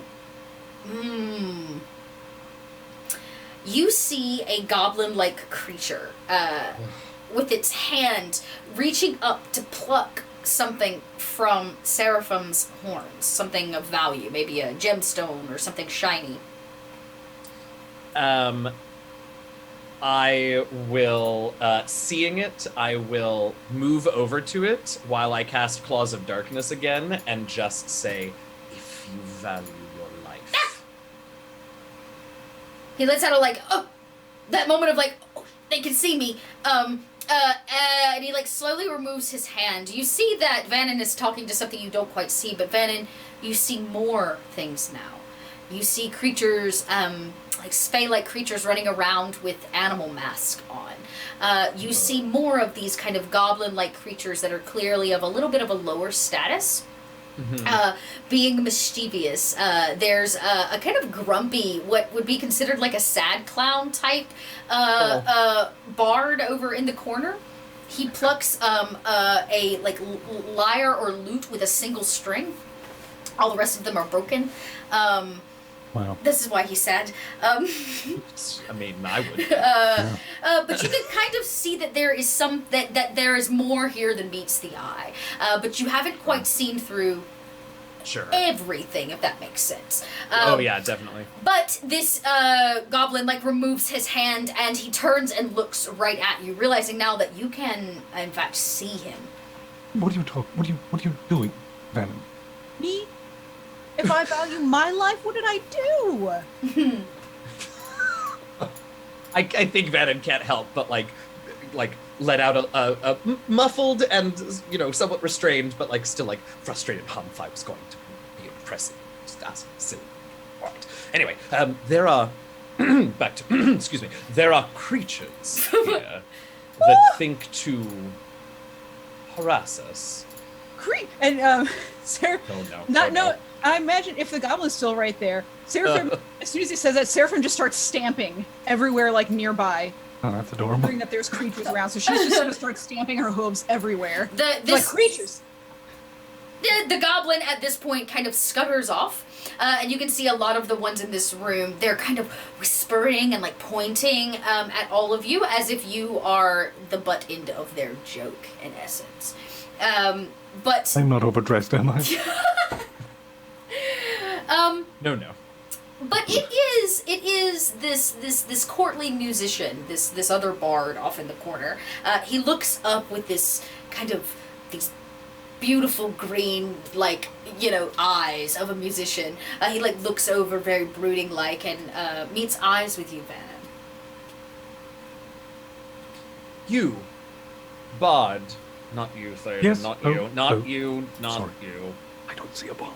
I know it's all right. It's all right. Seeing things. When you call him out, he makes himself known. When you say, I don't see him, when you turn around, you do, Theoden, as if he Thank was God. there and then not. He's kind of posted up in the corner and he leans ever so very coolly with like 1 foot up. He is kind of So got badass. yes, he's so very cool. He's got a little bit of a thin smile, which is somewhat unnerving, but not because of like malice or cruelty, but because he's got this very straight-toothed grin that has a rather unnatural intensity to it as it kind of creaks across his face. He's very pale, but he's perfect. He looks as if he is like posing for somebody to paint his portrait like at this moment. He's got blue, I said green eyes, so he's got green eyes. He's got beautiful blonde locks that kind of like rush down his face. And then what's along the back, his longer hair is kind of gathered into a little bit of a ponytail. But he lacks any flush on the skin of like a hue of health or like warmth and light. And he stands there looking at you through his golden locks. Maybe he even like brushes them when you call. Yeah, see, there's a slow motion moment where it's like, woof. Oh. Hey. Yeah. So good. Your name. I am a Rassen. Rasim. Bink. And the rest of these creatures, they are yours? No, not mine. Nothing is mine. Like strums again at this broken lyre. He says, I am the court musician of the Shadow Realm. A lofty title for one with such an instrument. No. He says, doesn't matter much. It's been a while since I have played anything. And why is that, Rasim? For the parties here have become lifeless. How so? Everything here is lifeless. And he kind of, again, he swishes his hair. He notices the other bard in the group. Not completely oblivious to competition.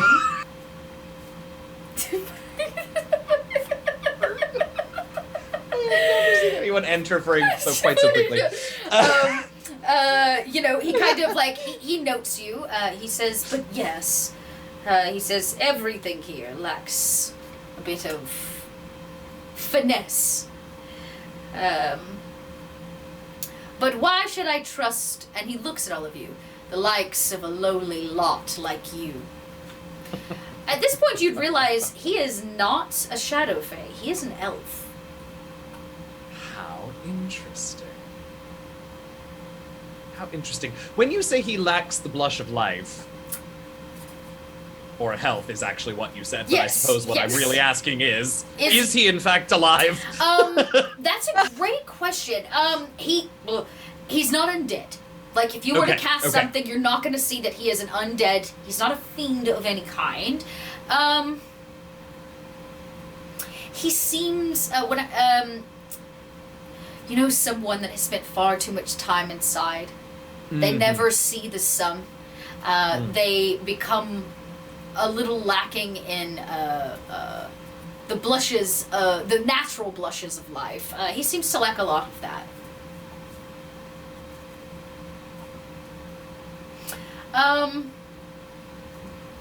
But he says, and why should I trust any of you? I've only made myself known because I felt sorry for you. Oh. Why should we trust you? You claim to be the court musician. You're playing something with one string. He says, "This is my afternoon lyre." Oh. Well, sorry to have caught you with your lyre down. His eye raises a little bit as if he did not expect such a cheeky statement from such a cute critter. And he says, a little bite behind that bark. Well, find the forest has many bites. Anything with a mouth can bite. She kind of huffs up a little bit. So close, Seraphim. Yeah. Yes. Adorable. He notes it and doesn't turn away. He says, "But it is a good question." He says, "Nothing here is as it seems. Even the most sought-after job of any bard in the Shadow Realm."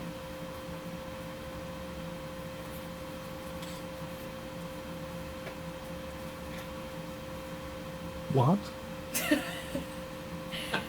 He says, "Yes, a grand title, great instrument." He holds up the, broken one.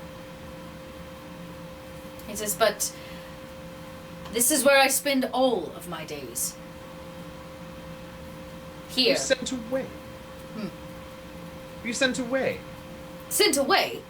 You mean to this place? to this place, away from the court. He said, "I, like you, found this place, sought it out, wanted to prove my mettle. I wanted And so to you be the best bard for the queen." Speaking of metal, which one do you prefer, gold, copper, silver?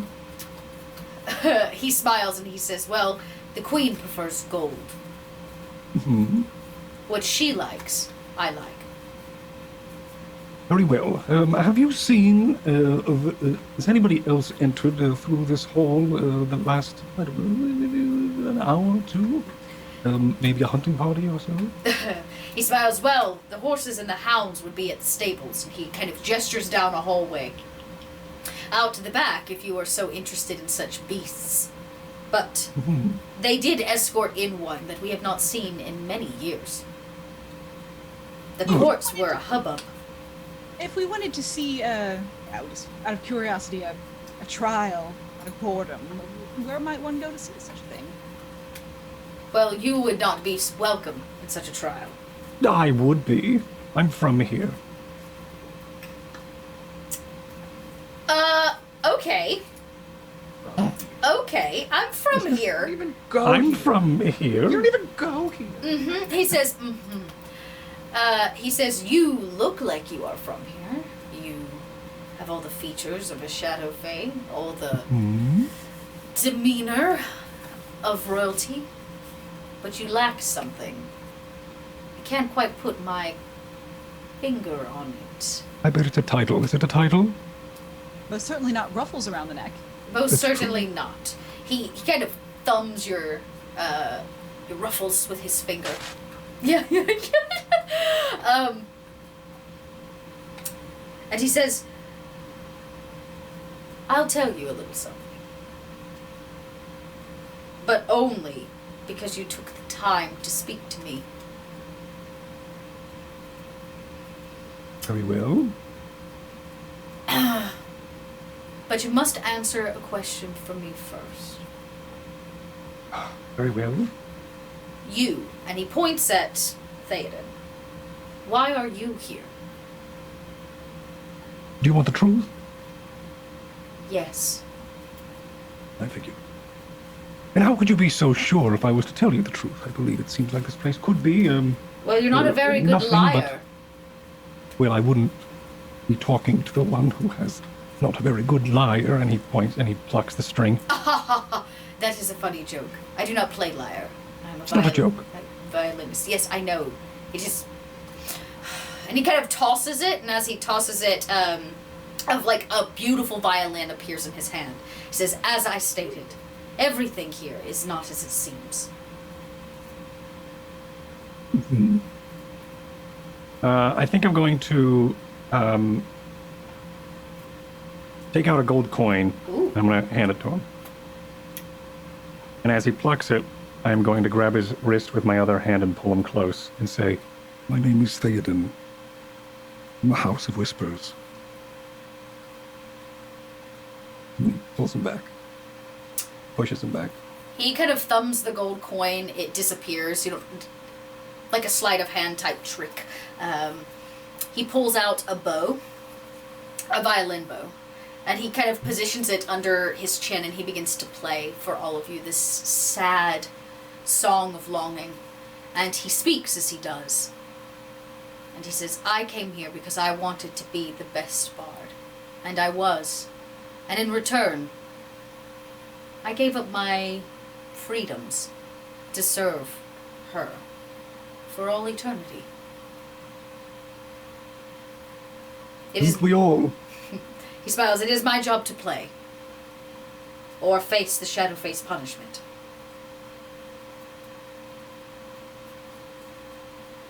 and What would that be? I do not know.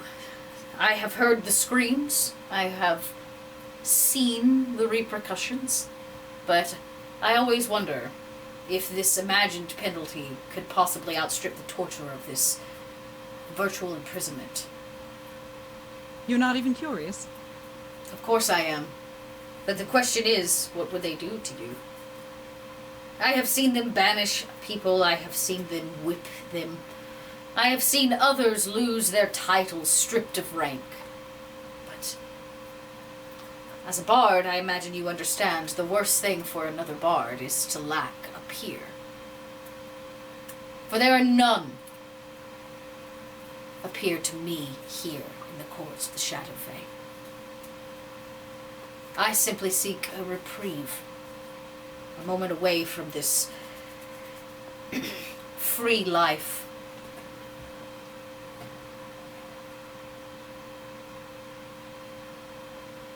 you do not wish to...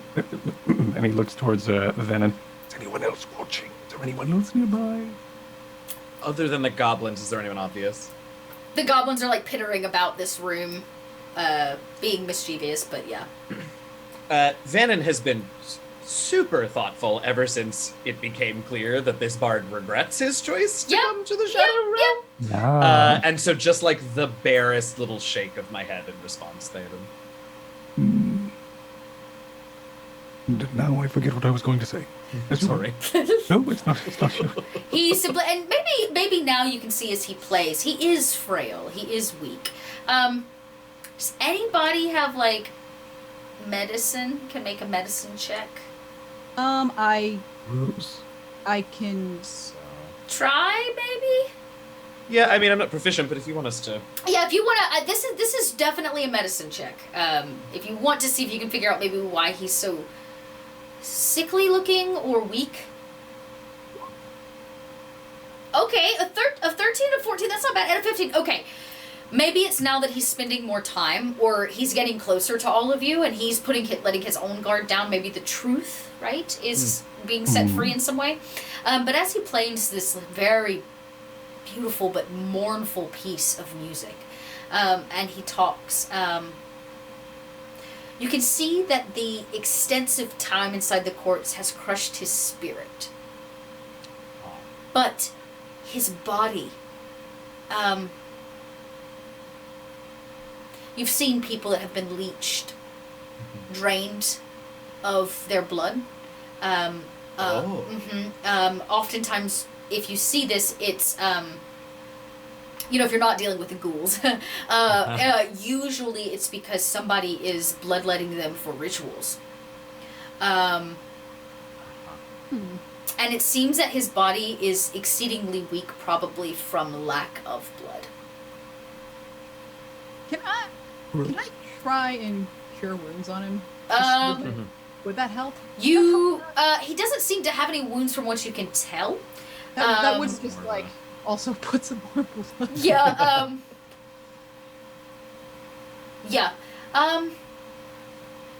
Yes. He says, as he kind of plays, he says, I see your concern. Do not worry. I am still strong enough to perform. And as long as I am, the torture is allowed and often praised. He turns then and looks at Theoden.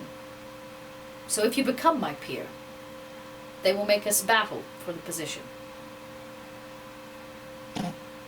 Oh, fun! Well, that's something to look forward to, Theoden. And Yes. Seraphim's just gonna, like, punch him on the shoulder. Oh. Yay for you! That's Yes. Thank you. Yes. Congratulations. That is, if this is what I desire, yes. If it is what you desire. He says, Wonderful. if not, no. then I suggest you make it very clear as you enter what your purpose is here, or they will find purpose for you. Very well. Noted. Thank you. I pat him on the head. He keeps that smile as if he tries to fight through such exhaustion. Mm. And he says, well, Hounds are this way? he says, yes, the hounds. And he kind of points, again, still kind of playing. He says, I must go. I imagine they're going to want music.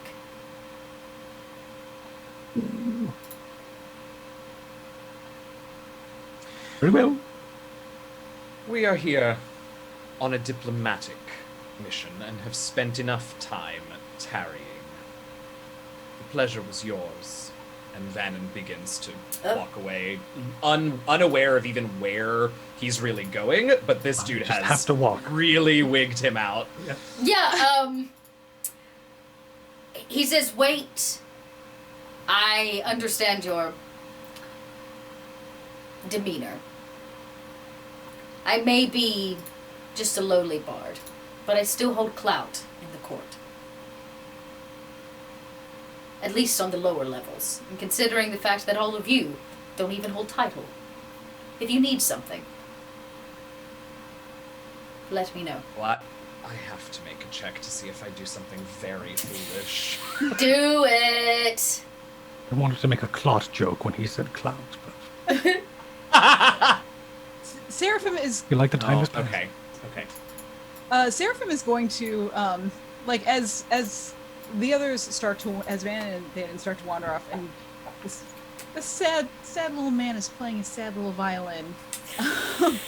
Seraphim, before she joins up with the others, she's gonna reach into her infinite pouch and just like, she's gonna take out a little granola bar and just put it in his pocket.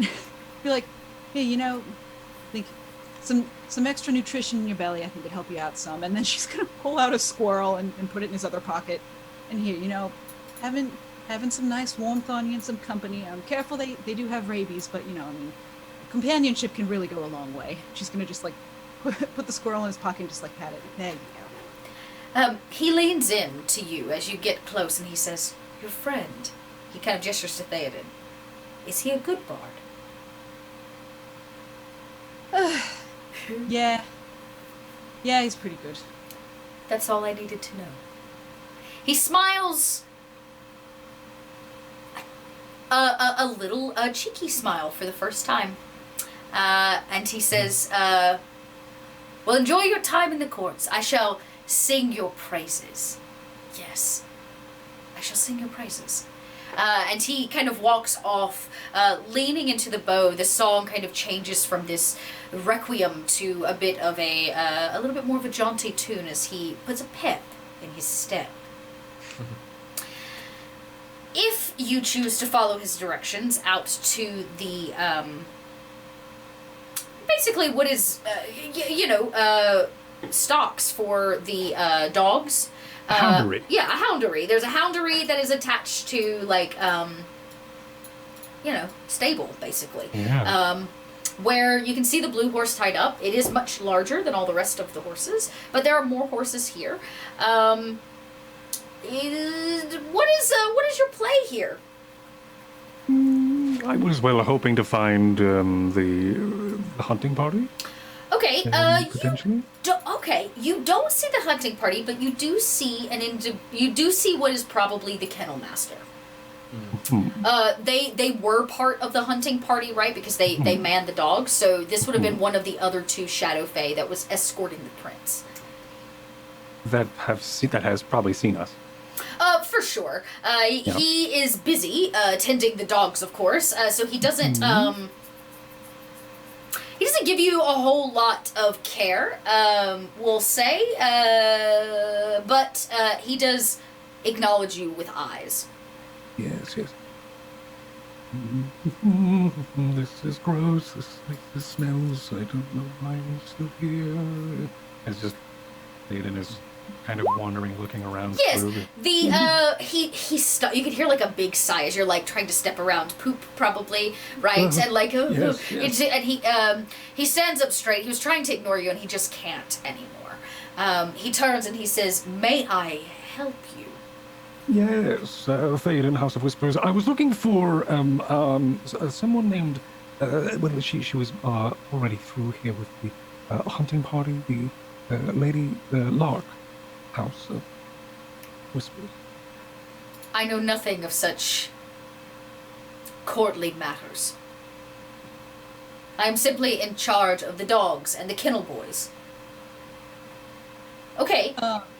So I rolled animal handling. Seraphim's gonna go over straight to the dogs and start just interacting with the dogs. He watches you walk over, because most people are far too scared. I mean, y'all, these are really scary. These are basically hounds of hell, right? Far too scared to even bother with them. But as you get close, you can see that the hound that you helped has made his way home. And he nips at the other dogs, to be nice, to be kind. And then she has more of these jerkies, and so she's gonna start giving them to the other ones, and just good boy talking about, oh, you good boys, yes. He notes this, but continues to give his attention to Theoden, because you're a Shadow Fae. He's like now taking off his knives, right? Like all the hunting equipment. He's like undressing. He says, "You're this lark. I was only instructed to bring her in." And then where do the rest take? The rest? You mean the hunting party? Yes, where would they then take the prisoner, or the quarry, if you will? I imagine she's being held in the jail underneath the castle until her trial. Well, then you are to lead us there at once. I shall unfortunately do no such thing. I have no interest in such petty matters of the court. Petty matters? Petty matters? This is Lady Lark, House of Whispers. Also, I am Theoden Sylvia, House of Whispers, reinstating my title. This is not petty, sir. What is petty is what is on my shoe.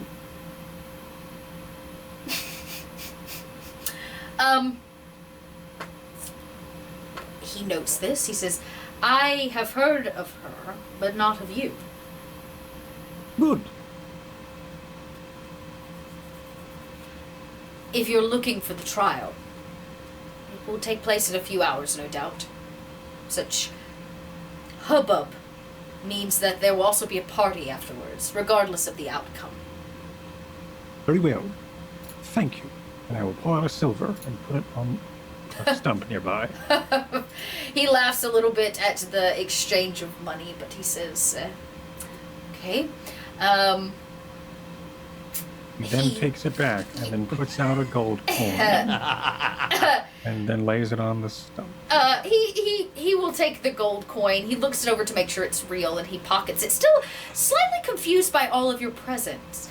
And he says, we don't often get nobles other than the prince and the princess down this far. What was her crime, Kennel Master? She stole something very valuable from the queen. She absconded before her trial. She's been missing until she, I guess, decided to return. Her family has lived in shame for years because of it. But since you share her name, I'm guessing you know that. He looks at Theoden.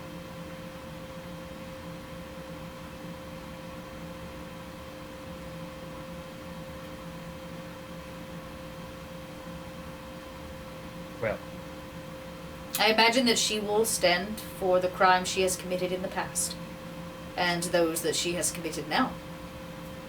Running from the Queen is not something that you get away with. Running back to the Queen is not something anyone has ever done. Something tells me there will be many more surprises before our time here at the corpse is done. But, to your point about nobles, you are most correct, and it would be prudent for us to check in with those who are expecting us. Could you direct us as well to the location of the ambassador's chambers? His eyes squint just a little bit. This is a big ask because, this place is in hiding for a reason, but he notes you, your cloak, he notes Theoden, and then he notes and your collar, your fancy, the poo now on your shoes. He says, you do look like you are dressed for a party this evening, and I too must clean up. I cannot go in looking like this if I am to impress. And you can see he grabs like a locket around his neck, like noting it, kind of running his finger across it, and then he tucks it. And he says, but this one, and he points over to Seraphim, who's like, hey puppies. I imagine like, hey puppies. Yeah, he's a good boy. They're doing that like paw lay down jump thing, and Yeah. you're also doing the same thing. Yeah, exactly. And he says, this though is rather interesting. A hound returned today. You wouldn't know anything about that, would you? I'm sorry, were you talking to me? He nods. Yes. Well, I know a few things. Here, there, anywhere. What is it you want to know?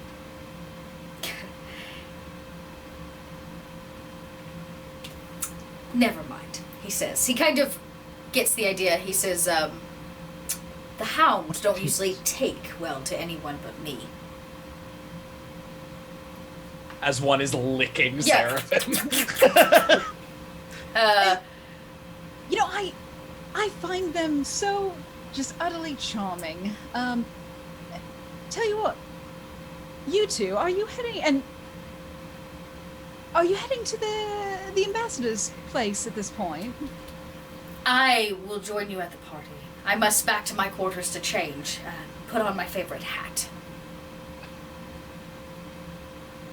Oh, because What are I'm you talking gonna about? see if I'm actually have Seraphim hang out with the kennel master for a minute while they go off to the ambassador. Because also I feel like she wants to talk to him for a second. Okay. And He also seems rather enamored by the way the hounds have taken to you. So if you wanted to ask him something, he is a little buttered up at the moment, so now might be a good time. yeah, she wants to stay and talk to him a little bit. And also she figures the ambassador's not gonna miss not seeing her, so Well, then and off to the ambassador then. considering she set his dining room on fire. Yes, he says, well, he kind of gives you rough instructions, and he said if they want to see you in the courts, they'll make sure that you see them first. If they don't, well, good luck wandering these halls. And he waves very briefly to the two of Tavanan and Theoden, who kind of wander out of this smelly dog kennel. There's nothing like Shadow Fae feces to really set the mood. Oh my god. Stop. That's a technical term, y'all. That's a technical term. Game mechanics. Yeah, little feces action. Shadow. But he notes that you stick behind, and he says, is there something that I can help you with? Yes, Kennel Master, what's your name? You have a name other than that, I imagine. He says, yes, I am Koya. Oh yeah. You love these dogs, yeah? I do. To some degree, yes. They're good dogs. They got a lot of personality. The one I talked to anyway. He's got a lot of good things going on. They're good boys. They are. They serve a purpose for the Queen, of course. Well, I mean, even aside from that, aside from just serving the purpose that they're supposedly, serving by what's been put down upon them, they're good, just in of themselves, they're good boys. So, you probably can guess that I'm a little new around these parts, and she kind of gestures to her deer body. He tries not to make it obvious. So I was wondering, somebody with a title and all, and working with dogs. I was wondering what you might have any, what do they like up in here in the port and all that? What kind of stuff do they like? They tend to fend toward the most drama. I hold a large disdain for their duels and their game of courtiers. It's not really my way, but... Yeah, I wasn't crazy about how the jerk on the blue horse who wanted to leave the dog behind. He says, yes, the prince is a strict fellow. He says, I have a question, and it's a personal one, but since you decided to stay behind, and since I can't speak to the dogs, I'm gonna have to ask your opinion. I don't think they want to wear pants, if that's what... No. He puts a hand up like, no. You see, now he's taken off his hunting gear. He's put on a fresh, coat, and he finishes the buttons, and he puts on this hat. It's a very fancy hat, and it's got a big feather. He says, what do you think of the hat? Is it too much? I am seeking attention from one of the Queen's ladies, and I thought maybe a daft feather might... Oh, I see. Well, I think it'll get attention, that's for sure. I think, and she's got... Do you mind if I... hang on a second. And she's gonna take and she's gonna tilt it at a jaunty angle. Oh. There. Oh yeah, there. He's very stiff. And he says, "This is good. This is good. Yes, thank you." Yes. And he says, nice. "Well, I must go. I guess since you don't seem afraid of the hounds, and you can stay as long as you like, though." Yeah, no, I should probably get over there. So, lots of drama. The other question I had. What's the word on the court been about all the squirrels lately? Squirrels? You know what? Never mind. It's really not. It's not that important. He's like squirrels. We don't squirrels in these courts. At least to his knowledge. Yeah, you know what? That'll probably come up later. It's not really. It's not important. You've been on the hunt. So you know what? I gotta get back. I'll meet up with the rest of them. So, but thank you. No, I appreciate that. I think this is good. Let me know how it goes. I think this will get you some attention, though. I'm wishing you luck. Thank you. Actually, yes. Let's see. Do I have... I don't think... Dang, okay. No, I thought maybe I had gotten something that would help him, but I don't think I have it. Dang, never mind. I don't have something to put on him. That's okay. He says, take your time, but I'm late. And he kind of nods and walks away, and, Seraphim, you're left for a second with the pooches. You can see that they're kind of doing their nightly things. They're wrestling and, barking at each other and playing, and they're losing fur, that same kind of dark, gray and black hair. But the camera instead finds, the other two members of your party. Because I have to leave us on a little bit of a cliffhanger for the evening.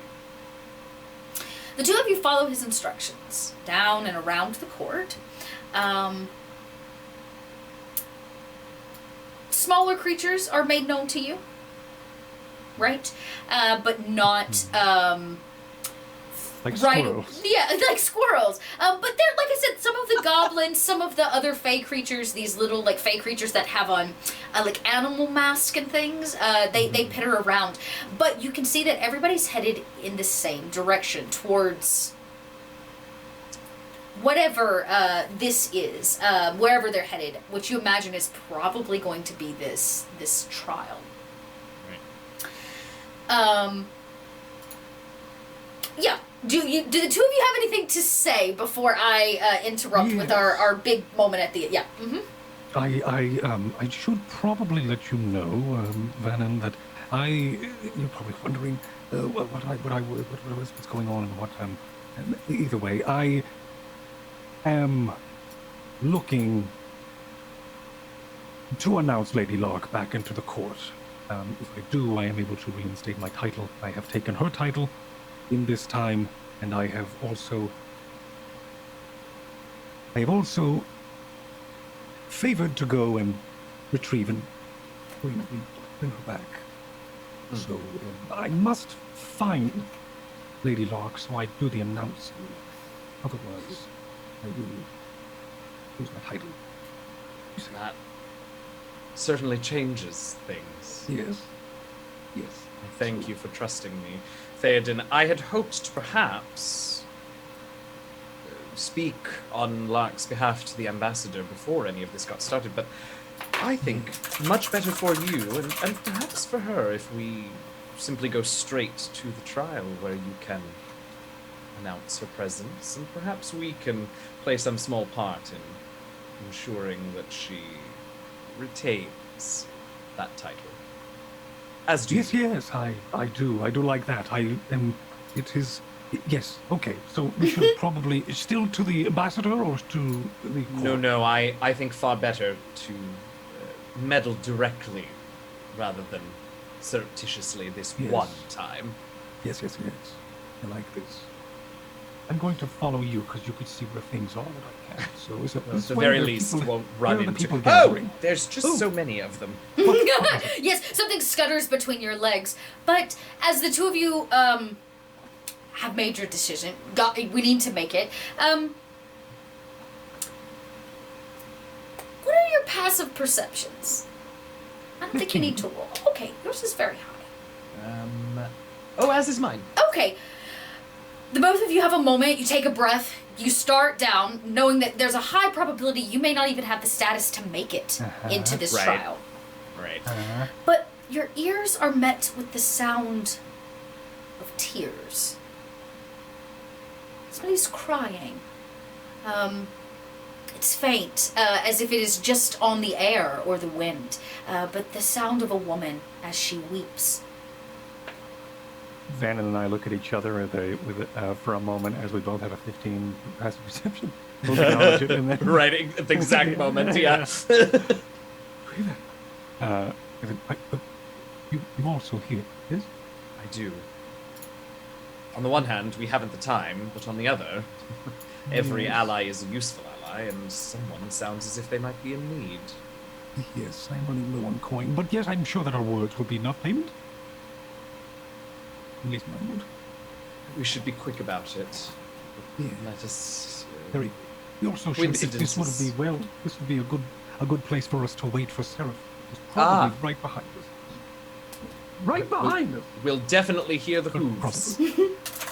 You'll definitely hear the clacking of the hooves. If you follow your ears, you kind of round a corner, and what you see is castles of this sort have small, unnecessary hallways that just house tapestries and beautiful windows and the sort. And you round a corner. It's rather low lit with kind of a single candle or two on the wall, but there's the figure of a woman. She's in a beautiful dress, and she has not noticed you. She leans against the wall, and she weeps. She cries. And as the both of you take it in, she, just like anybody, feels eyes on her. And she sits up, and she gasps, and you get a look at her face. She's beautiful. She's a shadow fae. She wears an extraordinary dress. And based on probably... the crown or the piece on her head, she is not the queen herself, but is of very high noble standing. And when she sees the both of you, she quickly wipes the tear and runs kind of past the both of you, brushing past you as she kind of wipes her eyes and tries to make herself unknown. Apologies, my lady. Are you in need of assistance? lowering eyes. You know, if she's has standing, like lowered eyes. This is very much a how can I serve, rather than a you're crying. What's the matter? Yeah, she can't be more than about 16 or 17. Like she's young. Oh, well, then maybe it's a little bit of both. Yeah, you know, she seems a little upset. She does not stop and allow you to see her face. In fact, you can see she tries to keep it from you. You can see there's a moment where she decides whether or not to speak to you.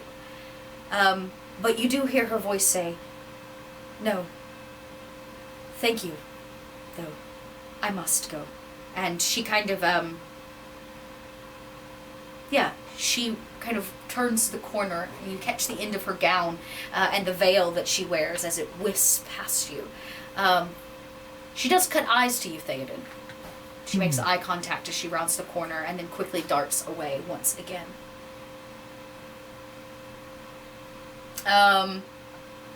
Leaving the two of you standing there for just a moment. You think she's running towards the courtroom, or? Well, I suppose we'll find out. We really can't give chase. We must... Oh. I know those hooves anywhere. Yes, exactly. Click, click, click, click. You hear those hooves. Yeah. And, sure enough, it's exactly who you think it is. And... Hello. What did I miss? What's going on? Did you start to see the ambassador? What's happening here? No, not yet. Oh, Better straight to the trial for Lark. We Yes. should be there for her. Oh, goodness, if we're going straight to the trial. Oh no. I don't know if I'm going to need to roll for this. Seraphim is going to turn to all of the squirrels that are still on her. Trust me. All right, I'm going to need everyone, if you could just get up here on my neck. I want to try and do this sort of a thing. And she's going to point to Theoden. Just kind of get up like here, like kind of make. I don't want my neck to be visible. And sure enough, you call a few of them have started to make their own way in the court, so they're like doing their thing. But the ones that are down to clown come together. Yeah, they're like a barrel of monkeys. They all like link and make kind of like a neck scarf shawl type thing made of live squirrels. And the three of you are able to kind of continue your walk. And as you do, you see these extraordinary tapestries, these beautiful paintings. Yes. And eventually you make it to where you think you're supposed to be. Out front of two large doors stand two more of those 10-foot tall iron suits of armor. They very clearly block the way. You can see a few of the goblins are like, they're like pointing and looking at all of you. And once again, the two guards stop and they say, "You are not welcome here." Aiden, do something. Have you met Vannon? And that's the perfect line to end on. So we'll just end. We'll end on "Have you met Vannon?" Amazing. Because that's too perfect. Incredible. You've got the 24-hour box still, right? Oh yeah, I do. Have you met Vannon? Incredible. I love it. I love it. Incredible. Well, Oh my god, amazing. I am gonna do a couple things here. All right. You managed to talk to the bard without upsetting him, so you all gain a status because you made friends with the bard. You also made friends with the Houndmaster, right? And he's some of us more than others. Some of us more than others, but you all did it together. The Kittlemeister Koya, Kolya, Kolya, which is very confusing. So you can gain another status for that as well. Which is call you later. So yeah, you gained a couple beats of status there. The bard is particularly interested in sharing the good word of all of you. Should it be nice to have a much more influential bard here, because then he is off the hook. But that is drama for another day. So let's go around. Y'all tell us who you are when you're not here over on Kobold Press, what you're up to, where we can find you, what you're busy doing. And we'll be back next week, everybody, with more of this. We're going to see how this trial for Lark turns out, and if they actually make it to where they need to go here in the next few episodes as we begin to round this out. Let's go backwards. You're up first, Cord. It's me. It's you. Hi everyone. I'm Cord or Mythomatic. This was a lot of fun tonight. Really enjoy gathering here on Mondays and playing through this game, and really like our charisma-based group. And I like how we all have the same spells. It's super wonderful. And I'm out of spells because I've been casting them like crazy, and no one's rested yet. So that's been fun. So I'm just going to probably lean on Vannon a lot. Vannon, could you do the thing that I could do, but I can't do it right now because I've already done it? Have you met Vannon? Exactly. As far as where you can find me on twitter.com/mythomatic, where you can see what I'm up to when I'm up to stuff. I also stream. I'm a partnered streamer here on Twitch. I do full-time content creation, and I do cinematic roleplay, and I'm a tabletop performer. I do a lot of things. Just check me out on Twitter and see what I'm up to when I'm up to doing stuff. I already said that, but that was a lot of fun today. Thank you, everyone. And I'm going to shut up. It's me. Boom. Rocket Fox, you up? Yes. Hello, I am Rocket Fox. I am here, there, everywhere. You can find me over on my Twitch channel, /Rocket Fox. And also, this is Lucky, who is still here, been hanging in the lab. What a sweetie. Oh, sweet. And yeah, I'm over on my channels Monday, Wednesday, and Friday, doing all sorts of stuff. Super excited. I'm actually going to be GMing my first game coming up here soon. Very exciting. I'm going to be doing Bluebeard's Bride, full. Nice. So I'm excited to let my inner creepiness roam free. Hell yeah. So super stoked about that. And on Thursday evenings, I'm over on Sirenscape's channel for a weekly Cyberpunk Red game, in which I'm even crazier than this. And I also have a podcast called Fantastically Strange that is filled with a lot of stuff that is real weird. So if you're into that, it is for your ear holes. The current episode that's up is where I interviewed somebody who does paranormal investigation, and we talk about paranormal stuff through a marginal lens. So that is a thing, and we actually have the video up for that as well on the Patreon. So nice. It's also for your eye holes, if that's something that you want. Yeah. So ear holes, eye holes. Love it. All of that. Yeah, that's me. Speaking of ear holes and eye holes, Eugenio, where can we put you in our ear and eye holes? Whoa! Hi everybody, I'm gonna move on. And I'm Eugenio, and I'm DM Jazzy Hands, and you can follow me on Twitter and here on Twitch at DM Jazzy Hands. Where can you find me? What's today? Monday. So tomorrow morning at 10 a.m. Eastern, my partner and I, for all of June, are playing It Takes Two and streaming that. It's cute and wholesome, and he tries to kill me whenever he can. So that's a ton of fun. Then Tuesday and Thursday afternoons, I play Mass Effect Legendary. It's my first time playing through the Mass Effect series, so if you want to experience it for the first time all over again, come hang out. Wednesday evenings, I'm over on Cypher of Tears channel as the storyteller for Into the Motherlands. We're on to episode, holy balls, it's episode 8 already this week of 10. So we're coming up on the end of the season. And then on Sundays is season 10 of Rivals of Waterdeep over on twitch.tv/Rivals of Waterdeep. We are coming up, I think, just on episode 5.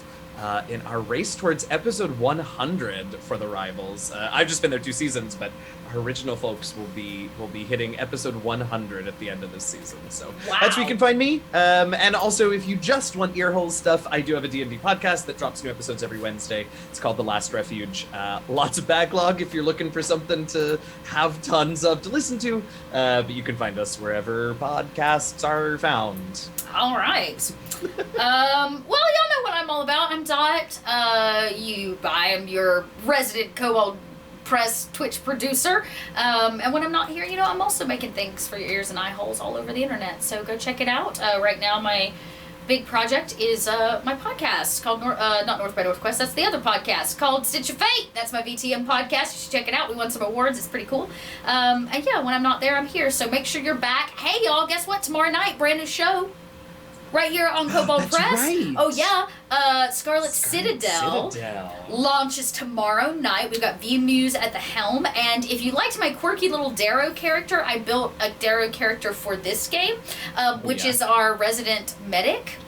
So good luck with the crazy guy that wants to, fix your bits and keep you healthy. Kind of scary. It's going to be fine.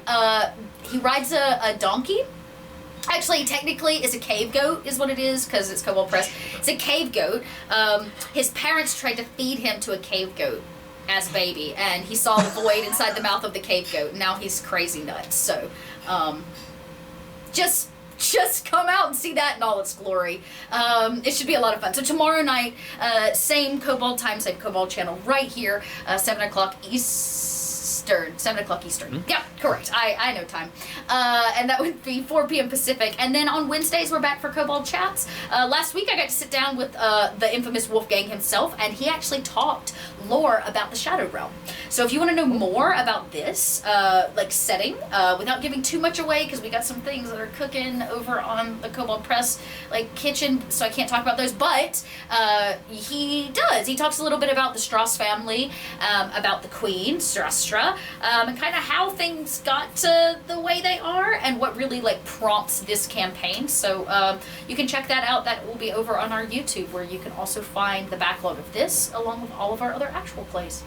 I think that's all I've got. Thank you all. I saw some raids tonight. Thank you, raiders, if you stuck with us. Really, really appreciate you coming in and sharing your joy with us. And if you grabbed a subscription, if you gave bits tonight, we really, really appreciate it. Those things keep us going, keep this channel churning. And we're going to have some really exciting things coming this summer. I'm hoping maybe next week I can make the next announcement for the show happening in July, because it'll be following this one up. I'll be GMing that one as well, so I hope y'all like Salty Seas. That's all I can say. I know. Okay, you can get hyped now. That's all I've got. We're going to call it for the night. We'll see you next week. We should have the whole party with us. We're going to figure out what the heck did Lark do? How the heck are they going to get out of this situation? And let's see if they actually manage to gain enough status to meet the Queen herself. It'll be fine. Fly right through. It'll be fine.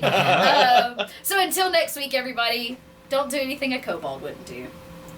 See you next week.